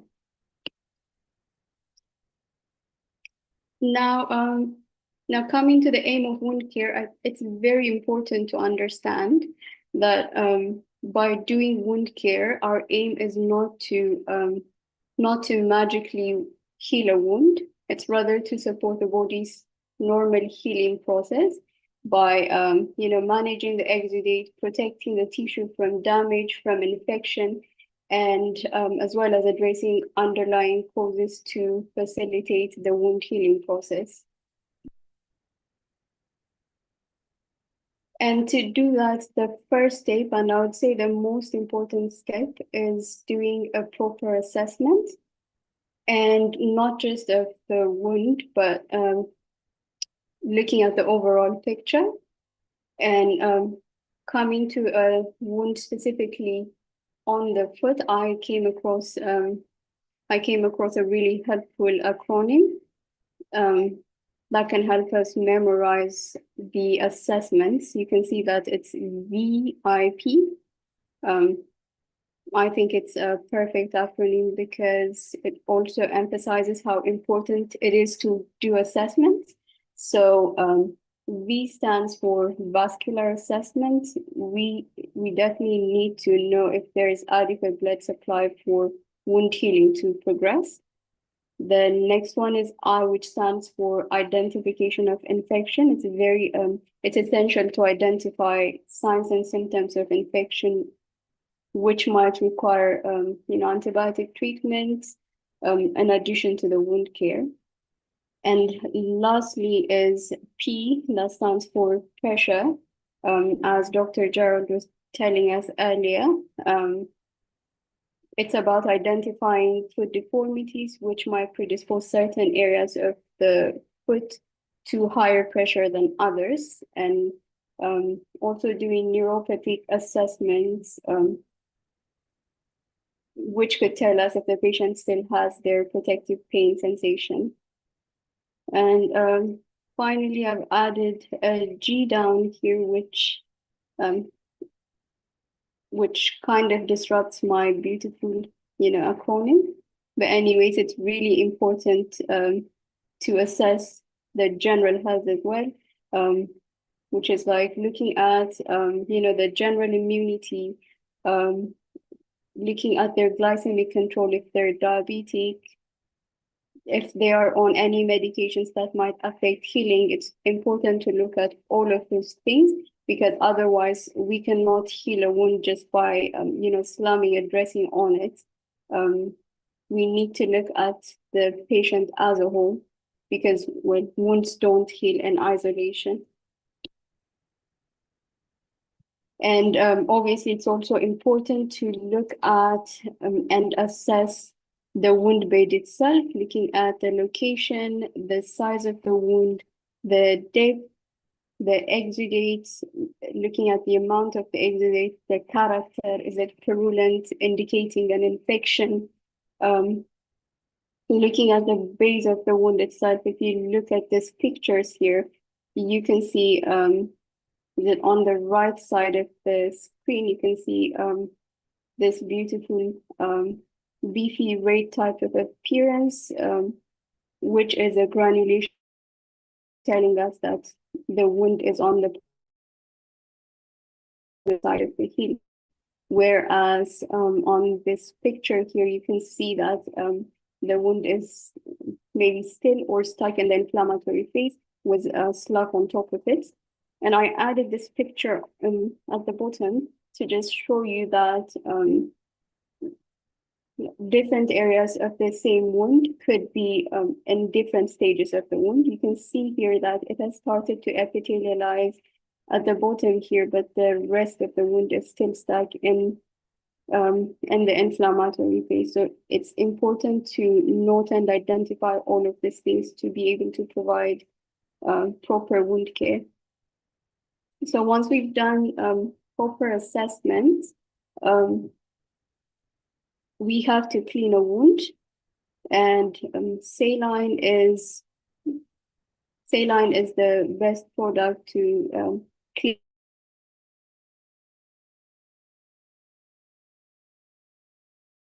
I haven't seen it being done here in the UK, but back in Africa, specifically where I'm from, in Ethiopia, and some parts of Africa I've been to as well. I know that antiseptics like hydrogen peroxide, Savlon are routinely used to clean wounds. And the idea is to prevent a wound from an infection. However, when there's no infection in the beginning, using these antiseptics can actually damage the healthy tissue and delay healing, and it can cause more harm than any good. So another thing very important is to remove any necrotic tissues, any debris. If we don't remove necrotic tissues, it can provide as a media to infections to happen and delay wound healing again. There are a few different ways we can do that. We can manually remove it using a surgical blade. We can use enzymatic dressings, and more recently, maggots have been used for this purpose. And it's also very important to know when not to debride.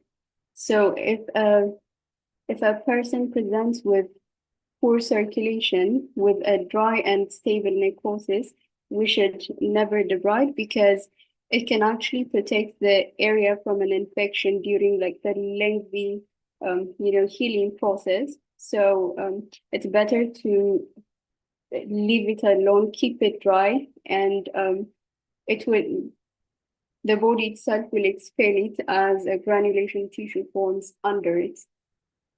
However, on the other side, if the necrosis is weight, regardless of the vascular status, it needs to be debrided because there's a high risk of infection and gas gangrene, as Dr. Gerald was telling us earlier.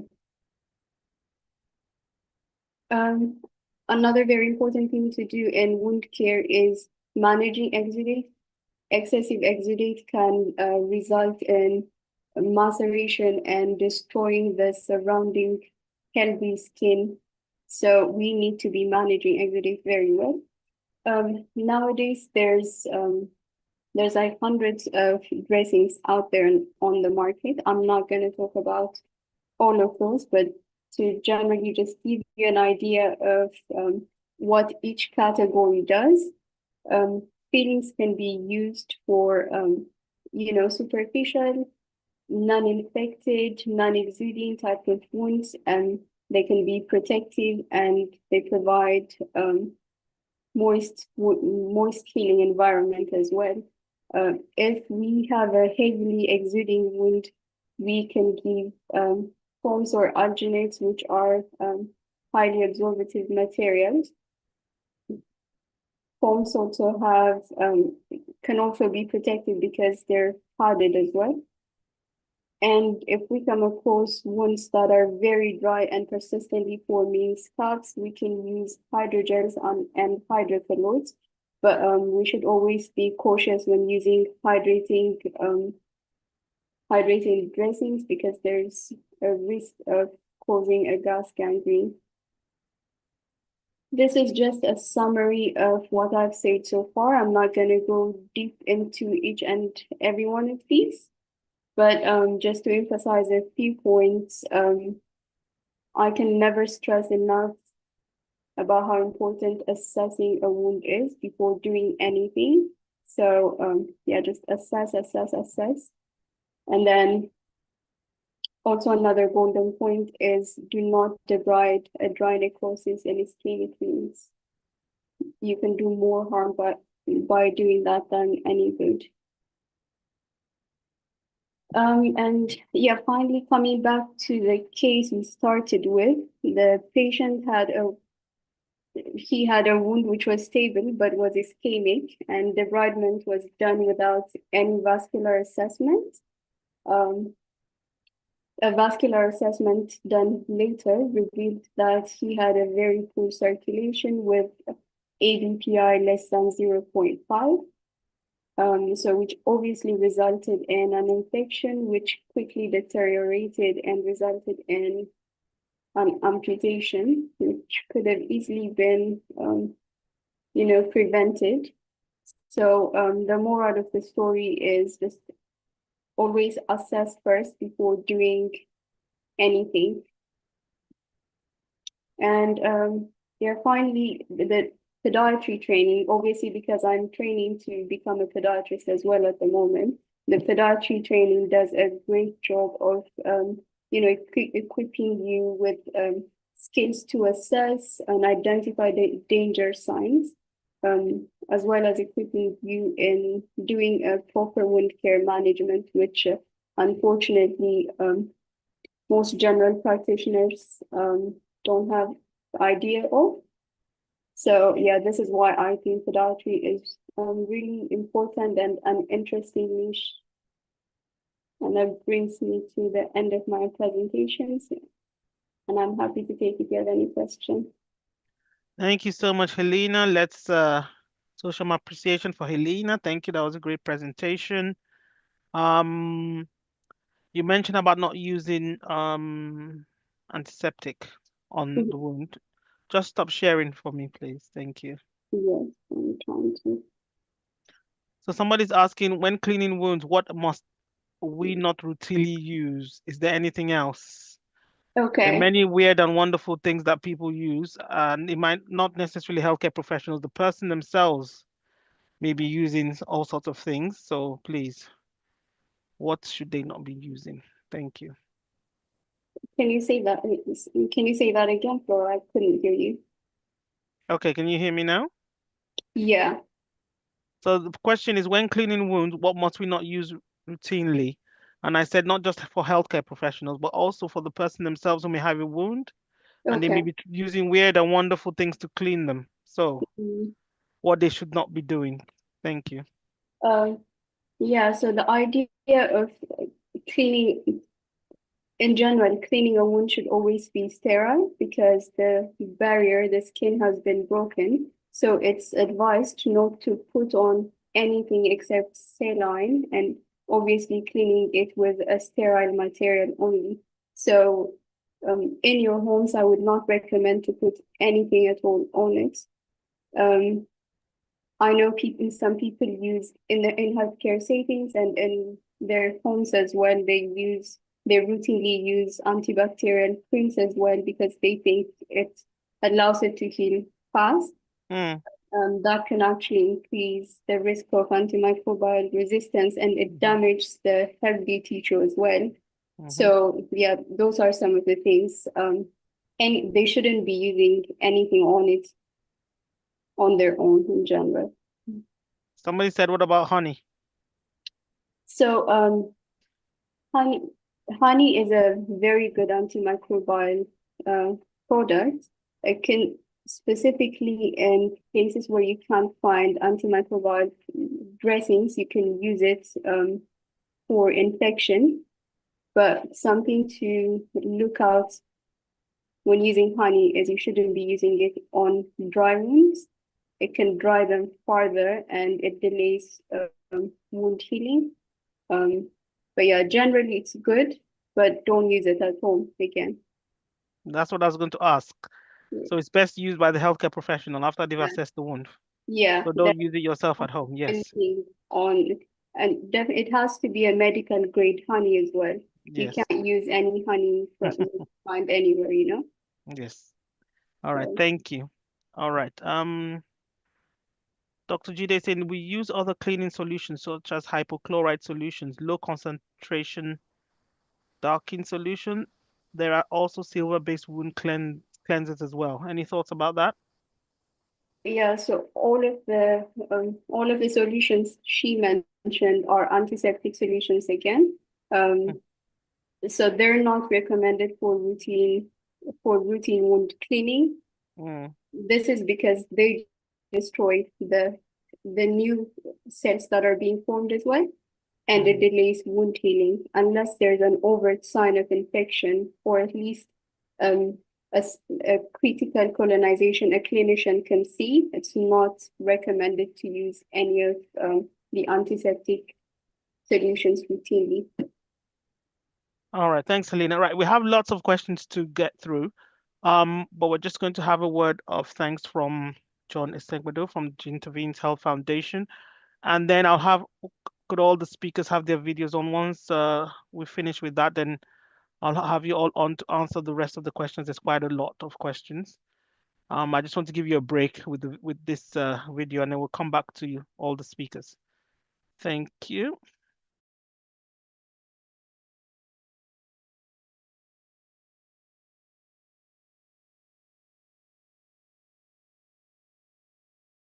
Good evening, everyone. My name is John Akeri Esangbedo, and I'm the project manager for Gintavenes Health Foundation. Um, Before we close for the evening, I'd like to say a few words on behalf of the entire board of trustees of the Health Foundation and give a vote of thanks. So, Gintavenes is a health-focused nonprofit set up in 2018 to conduct humanitarian interventions in the healthcare space. Now, our interventions are of varying kinds, but sometimes they're virtual, like this online webinar and health talk. But most of the time, they are in-person medical outreaches that involve healthcare practitioners interfacing with the general public. But whatever form these interventions take, they are made possible by charitable donations. Gentlemen's Health Profit is a non-profit. It survives entirely on donations. So it's in the spirit of this that we ask you to consider making a donation to the foundation through our official account, Gintavenes Health Foundation, Stanbic IBTC Bank, account number 0028901410. I say again, Gintavenes Health Foundation, Stanbic IBTC Bank, account number 0028901410. So if you've been following while you're on the call during the webinar, while the speakers were speaking, I was putting in the account details in the chat, so you can always get them as a reference and all that if you need to make a donation, or you have someone else in your wider circle that could possibly be interested in making a donation to us. We'd appreciate it very, very much. In the event that you missed anything that the speakers touched on while they were speaking during the presentations, you have the option of being able to, well, just follow us on our socials. You can just go onto YouTube, because all of our webinars and health talks are recorded. So there's a whole catalog of content on our YouTube channel. All you have to do is go on and check Gintavenes Health Foundation on YouTube, and you see our list of videos there. So tonight's video, of course, will be uploaded either later on this night or by tomorrow at the latest. So in the event that you missed anything that the speakers touched on, you can always go and watch it back. I'd like to say a very big thank you to the facilitators who spoke today, not just them, but also the sponsors and other people who do things behind the scenes to make these kinds of webinars and other things possible. We'd like to say a very big thank you to you. Thank you for the knowledge that you've been able to share with us, and we greatly appreciate it. And we also like to say a very big thank you to those of you calling in and joining this call from wherever you're calling from: Nigeria, the UK, the US, Australia. We've had Canada as well. We'd like to say a very big thank you for availing yourselves of this opportunity to have this potentially life-saving information put across to you by experts. We'd say please follow us on our socials, on Facebook and on YouTube as well. When you watch the videos, please like and share so that the algorithm realizes that the videos are good and it gets more eyes on us, and the channel grows. So I'd like to say a very big thank you again today, this evening. Enjoy the rest of your weekend and stay safe, everyone. Good night. Great. Thank you, John. All right. So we're going to go into the panel now with all the questions. So if I could have all the speakers have their videos on, please. Then it's easy for me to pin everybody. Gerald. Okay, and is Maria there? Maria, okay.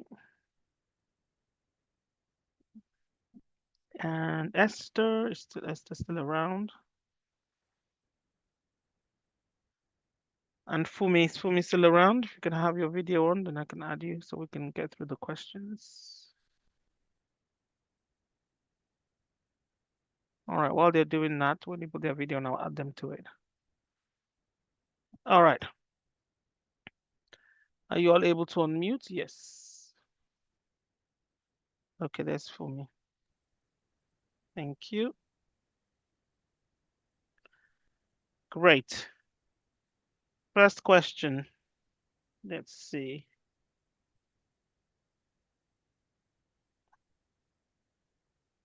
Because there were so many. I need to find them now. Lost in the chat. While I'm looking for the question, can we just appreciate our speakers one more time in the chat with emojis? Thank you once again. All right, so question from the audience. My feet get swollen when it's really hot. However, there's no swelling in colder months. Why is this? Anyone can take any of the questions. Just let me know. Who's going to take that? Can you hear me? Yeah, go on, Helena. Yeah, so in warm environments, blood vessels dilate, so blood tends to cool down in the feet area. That's why some people get swelling in warm environments. What can help is just keep moving around, which helps pushing the blood back up. So keep working out your calf muscles, just keep moving around. As long as it's just in the warm environment, it's really not an alarming issue. So yeah, just keep moving around. And if it's not in a warm environment, when should you get worried? So if it's general swelling, it could be related to different issues, not just the feet as well. It could be general medical issues, sometimes heart failure, kidney issues, liver issues. Generally, low protein in the body can cause swelling in the issue, as well as lymphedema or obstruction of lymphatic flow can cause swelling as well. These are some of the other causes, but these are usually not weather dependent. Okay, and in opposite direction, someone's asking what causes coldness in the feet.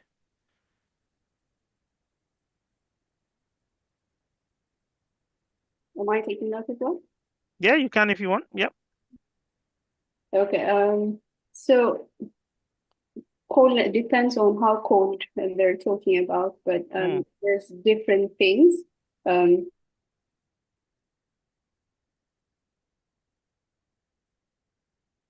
Blood flow to the feet, which could be caused by different things my colleagues mentioned, like diabetes.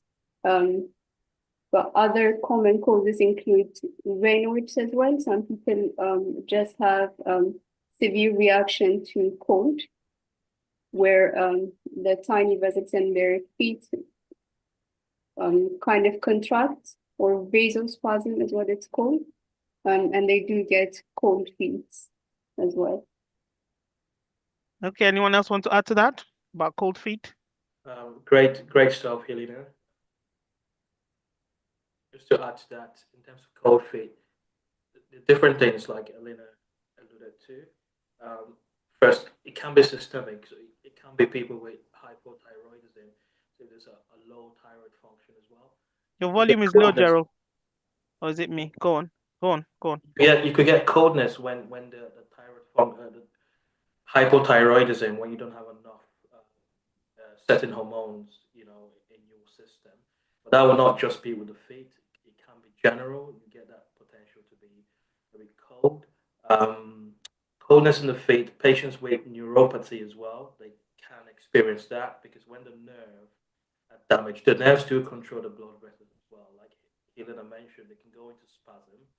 And if you get something like that, circulation in the feet, because when the blood flow comes through, it comes with warmth, and that's the reason why when you're in a hot weather, the blood vessels will dilate, and when they dilate, you get that increase in warmness in the foot. When it's cold, they will constrict, which means you get that cold feet. Apart from that, patients with circulation problems as well. So if you've got peripheral arterial disease, it can be mild, moderate, or severe. You can potentially get cold feet. Now, cold feet is not a disease itself. When you start to get things like pain in the calf muscle when you walk, say if you walk for about 200, 300 miles, yards, sorry, you start to get pain in your calf, you have to stop, to sit down because of pain in the calf. In addition to that, to the coldness in the feet, you look at your foot. Um, it looks a bit pale. In darker skin, it looks slightly darker, dry as well. Those can be signs that you've got circulation issues that's quite serious. So that's time to go to the hospital, get vascular assessment done. They can do a quick check with a small device called a Doppler, and as well as refer you to a vascular specialist, where they will take something. It looks like an X-ray of your blood vessels, more like a duplex, scan or an angiogram as well to see how well your blood vessels are and if you need further intervention. All right, thanks for that, Dr. Gerald. Maybe for me can take the next one.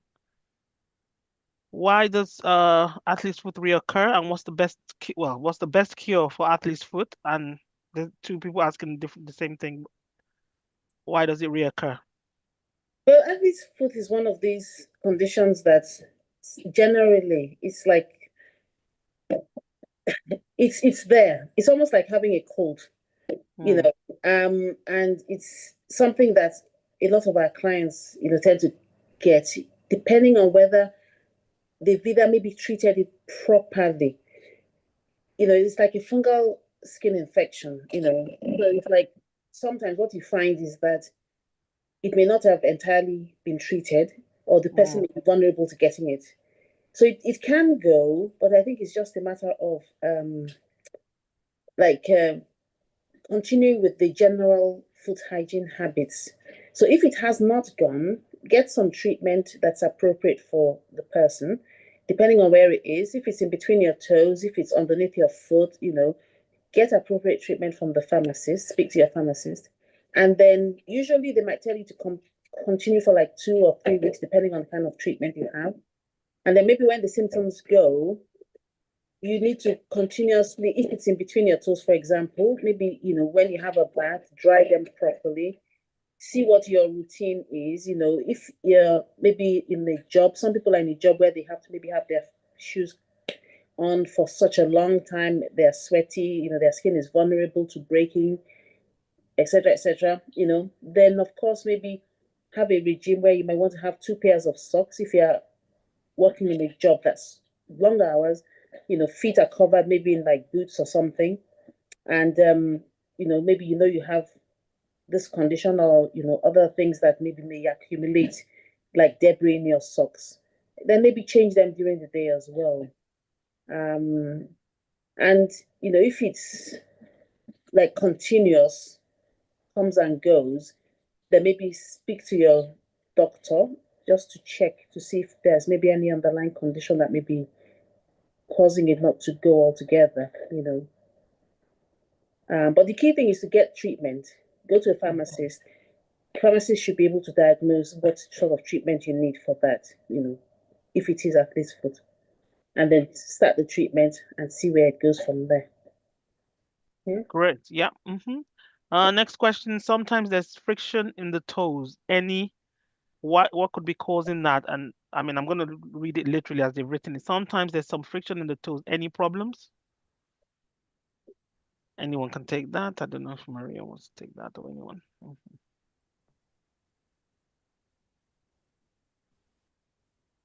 So friction in the toes. What could be causing it? Is that a sign of any problem, or I'm trying to interpret the question. When you say friction in the toes, I'm not sure what that means. So maybe the person can elaborate a little. And clarify, yeah.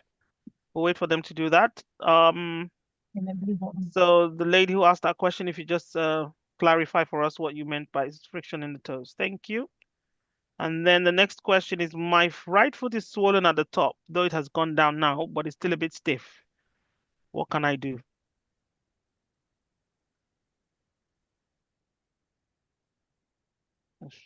Want me to take that?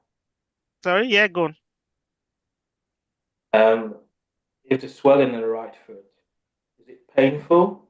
Yeah. Tends to want to take a history. How long has it been there for?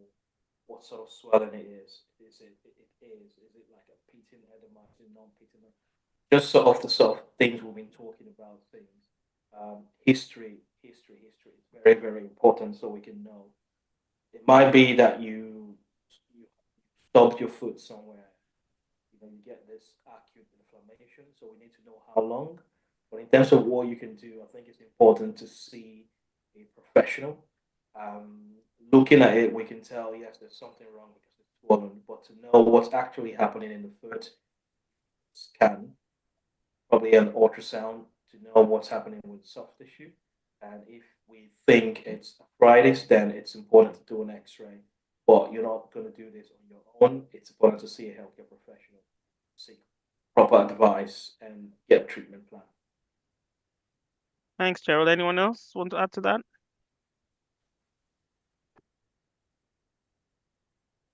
No?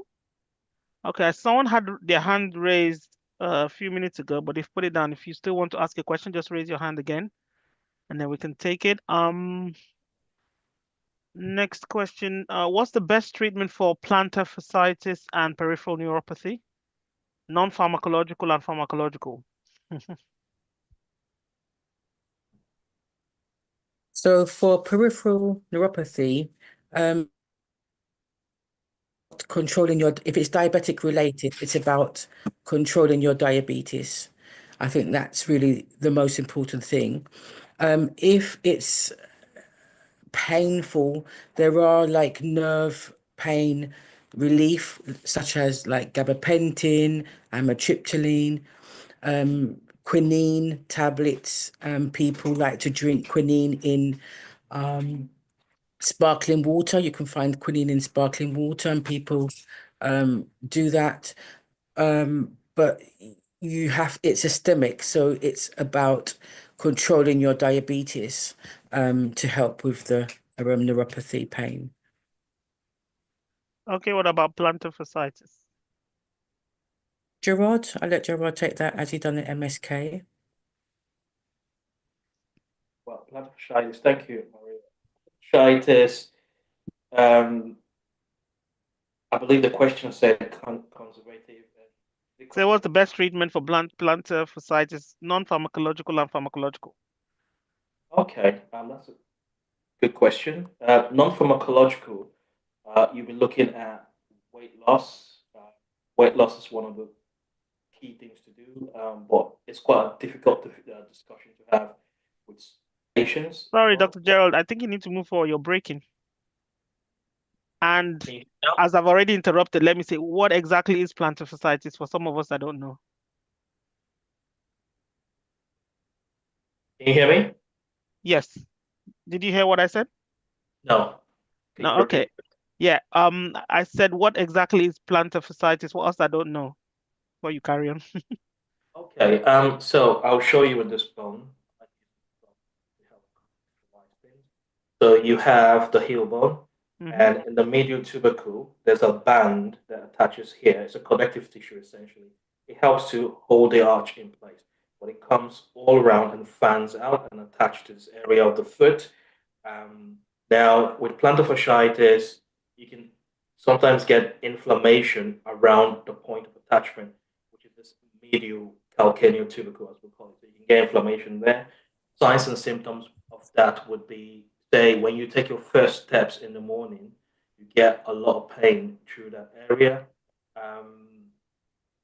Sometimes, say, if you stand for a long time, depending on the kind of work you do, you might start getting pain in that area as well. When we palpate or press in that area, it's quite localized.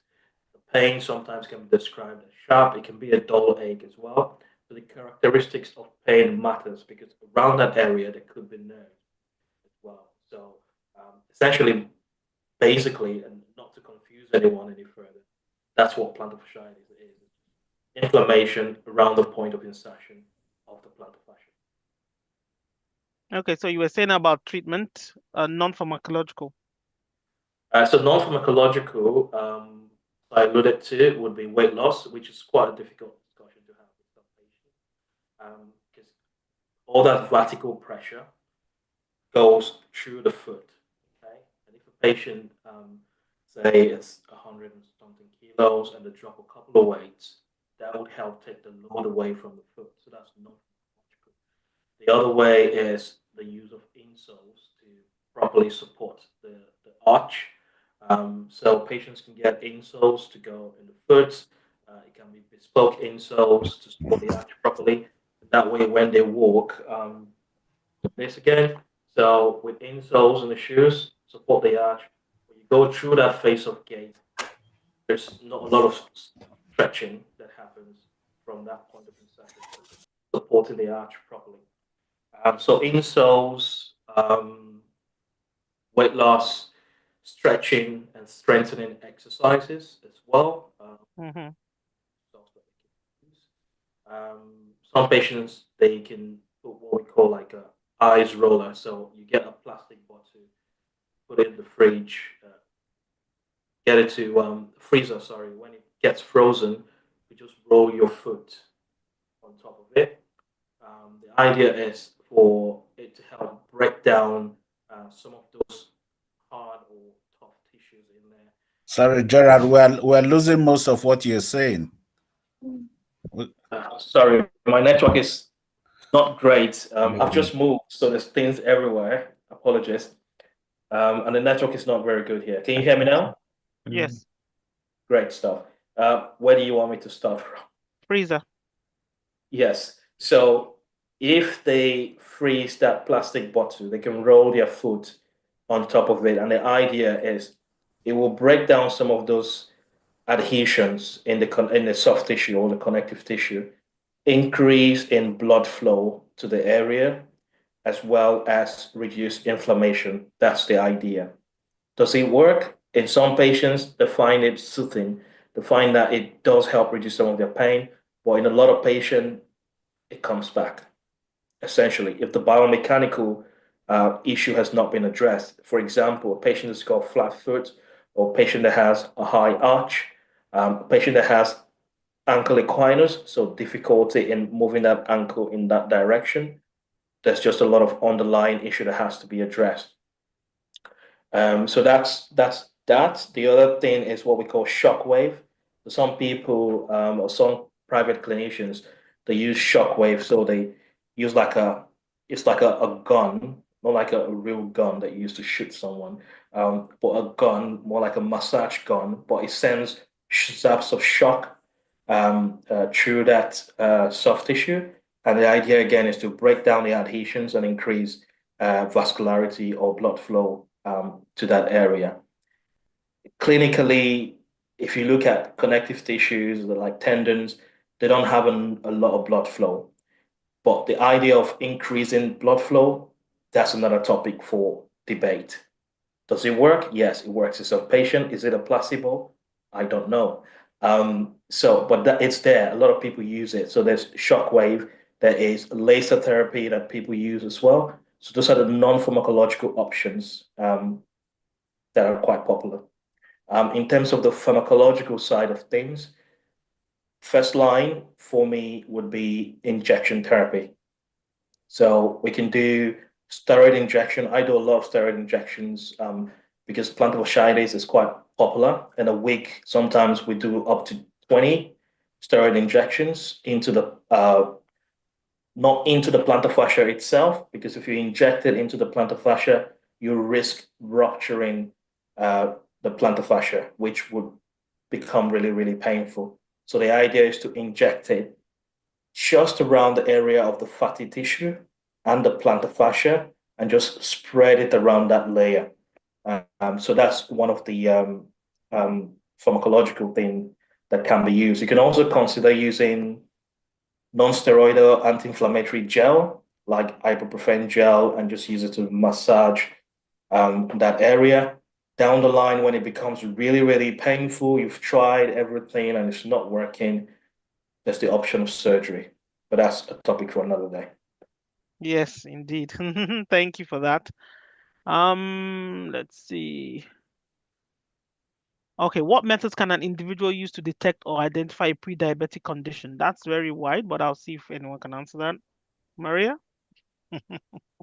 Um, well, we would do a blood test and check your HbA1c levels. So your HbA1c, because it can give you a reading of a 3 month how you've been eating, basically. Your hemoglobin, it gives you a 3 month reading, whereas the pinprick, if you've eaten something within a few hours, it can give you like a false high reading or a false low reading.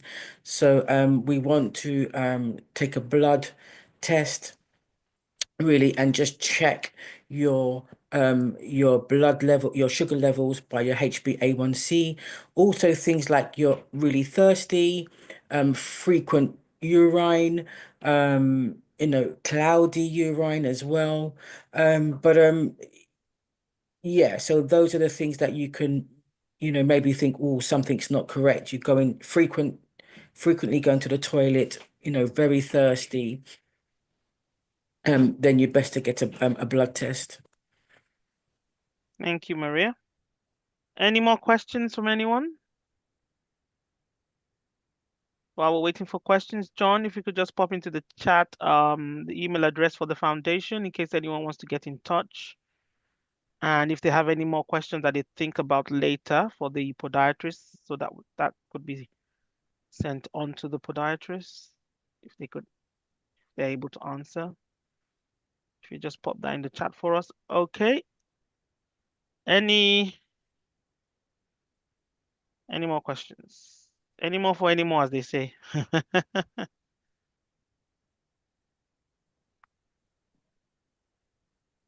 So the key takeaway. So if someone wants to go for private podiatry, how often should they do it? Once a year, or of course it depends on what's happening, but yeah. It depends. I mean, as you get older, your nails probably, if it's just nail care, your nails, some people do 6 weeks, some people do 3 months, depends on your affordability, how you can access the podiatrist, and it depends why you're going. So if it's just routine nail care, anything from 6 weeks to 3 months, then people normally do that routinely. If you've got a painful corn, and you may need to do it maybe every once a month if that corn is painful and it's impacting your living conditions, impacting you going to work, so on and so forth. So it really just depends on what your issue is and your concerns are and why you're attending the podiatrist in the first place. Okay, I guess it goes back to what Fumi was saying earlier on about checking your feet. Exactly. And knowing what's normal and what's abnormal, and taking note of that and seeing someone as soon as possible so that things don't get worse. Okay. Sister Jai, if you want to ask a question, could you raise your hand so I can see where you are and ask you to unmute? We have one more. Okay, there you are. All right. So go ahead and ask your question.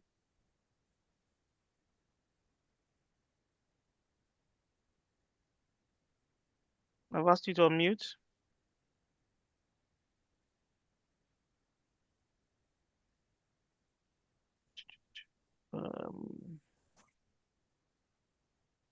Okay. Is there a national list of podiatry services? How do we access private podiatry services?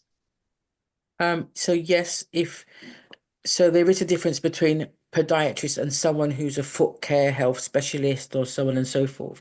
So a podiatrist would be registered with the HCPC registration.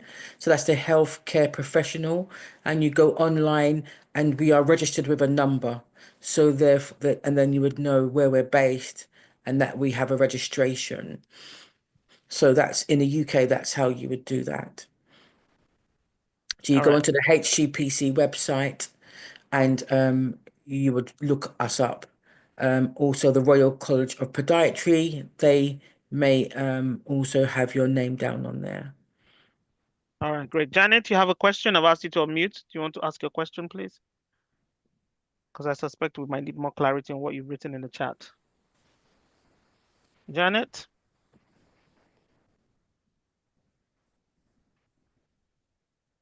I'm trying. Oh, hi. Yes, hello. I just wanted to ask because what I'm getting actually flashes of heat under my foot. I don't know if one of the podiatrists could answer that question, Maria, or the doctor. Or for me, anyone. Flashes of heat. It's like hot flash. But under your feet. Under my feet. Are you diabetic? If you don't mind disclosing, I know we're in. I'm not. That's what, and I asked my doctor. Now I've been told that there is some inflammation. Must be because of inflammation. I'm asking, why am I feeling this? I'm on my bed and I actually just felt it a couple of times since I've been here.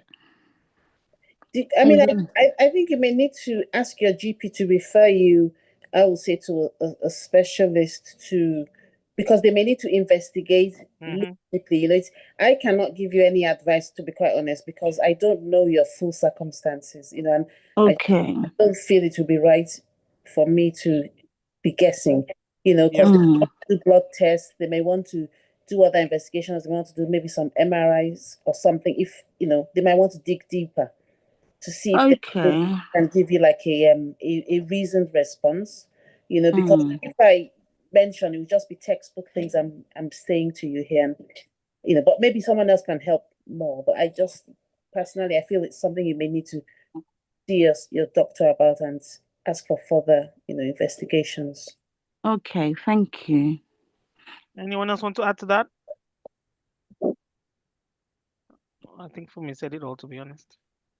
All right, thank you, Fumi. All right, Janet. All right. Thank you. So yeah, get your GP to refer you.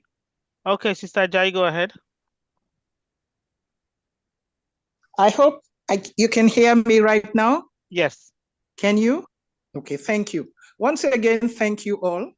I intended to find out, can we access podiatrists within Nigeria? Because the way it is not yet an open door medical service rendered here in Nigeria. But nevertheless, having listened to this webinar, it's like having resources at hand and unable to activate the resources. How can we? I am 76. I can't move everywhere. But if I can contact who can help me up to a point, then I can move, as it were. Thank you. All right, Dr. Agno, do you want to take that?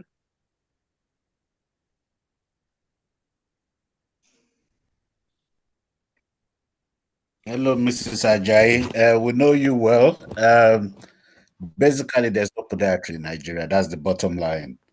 Our group here have been trying in different ways to contact different governments and different parts of Nigeria to see if podiatry can be started in any form, even if just to train people as technicians with a view to just giving basic foot care and then to probably graduate to eventually offering podiatry in Nigeria. It will save a lot of amputation. But unfortunately, all the different ways we have tried, unfortunately, has not. We'll continue to try, and we hope that eventually it will be offered as a course of study. Okay. So you can also talk about no podiatry in Nigeria for now. I just heard from Professor Fasamade that maybe there is possibility of accessing them. I don't know. But please, don't keep in touch with us at Victory Drugs whenever there is an opening in these areas, because I tell you, we are part of your team in both accessing and letting others know that there is prospect of good health or better health. Thank you. Thank you, Mr. Ajayi. And just mentioning Victory Drugs, Mrs. Lawal and a few other pharmacists have been trained in basic food care, and they are able to offer basic food care at the moment. But for podiatry as a course of study is not available. Okay.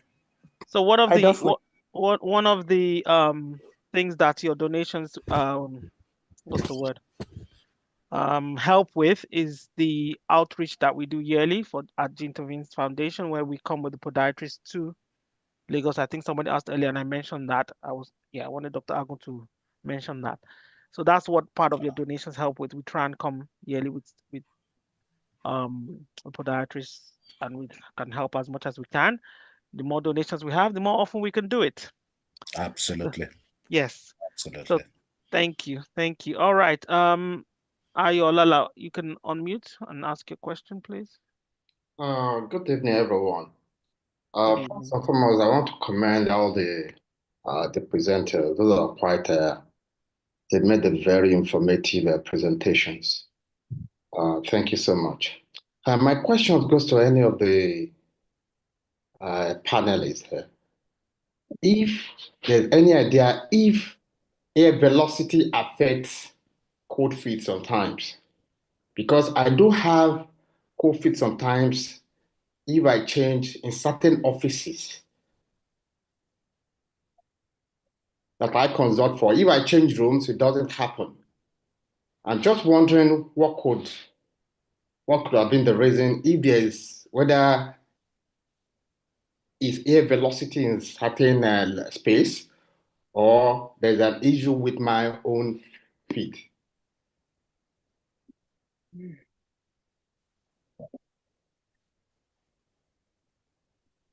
Dip into that real quick. Can you hear me? Yes.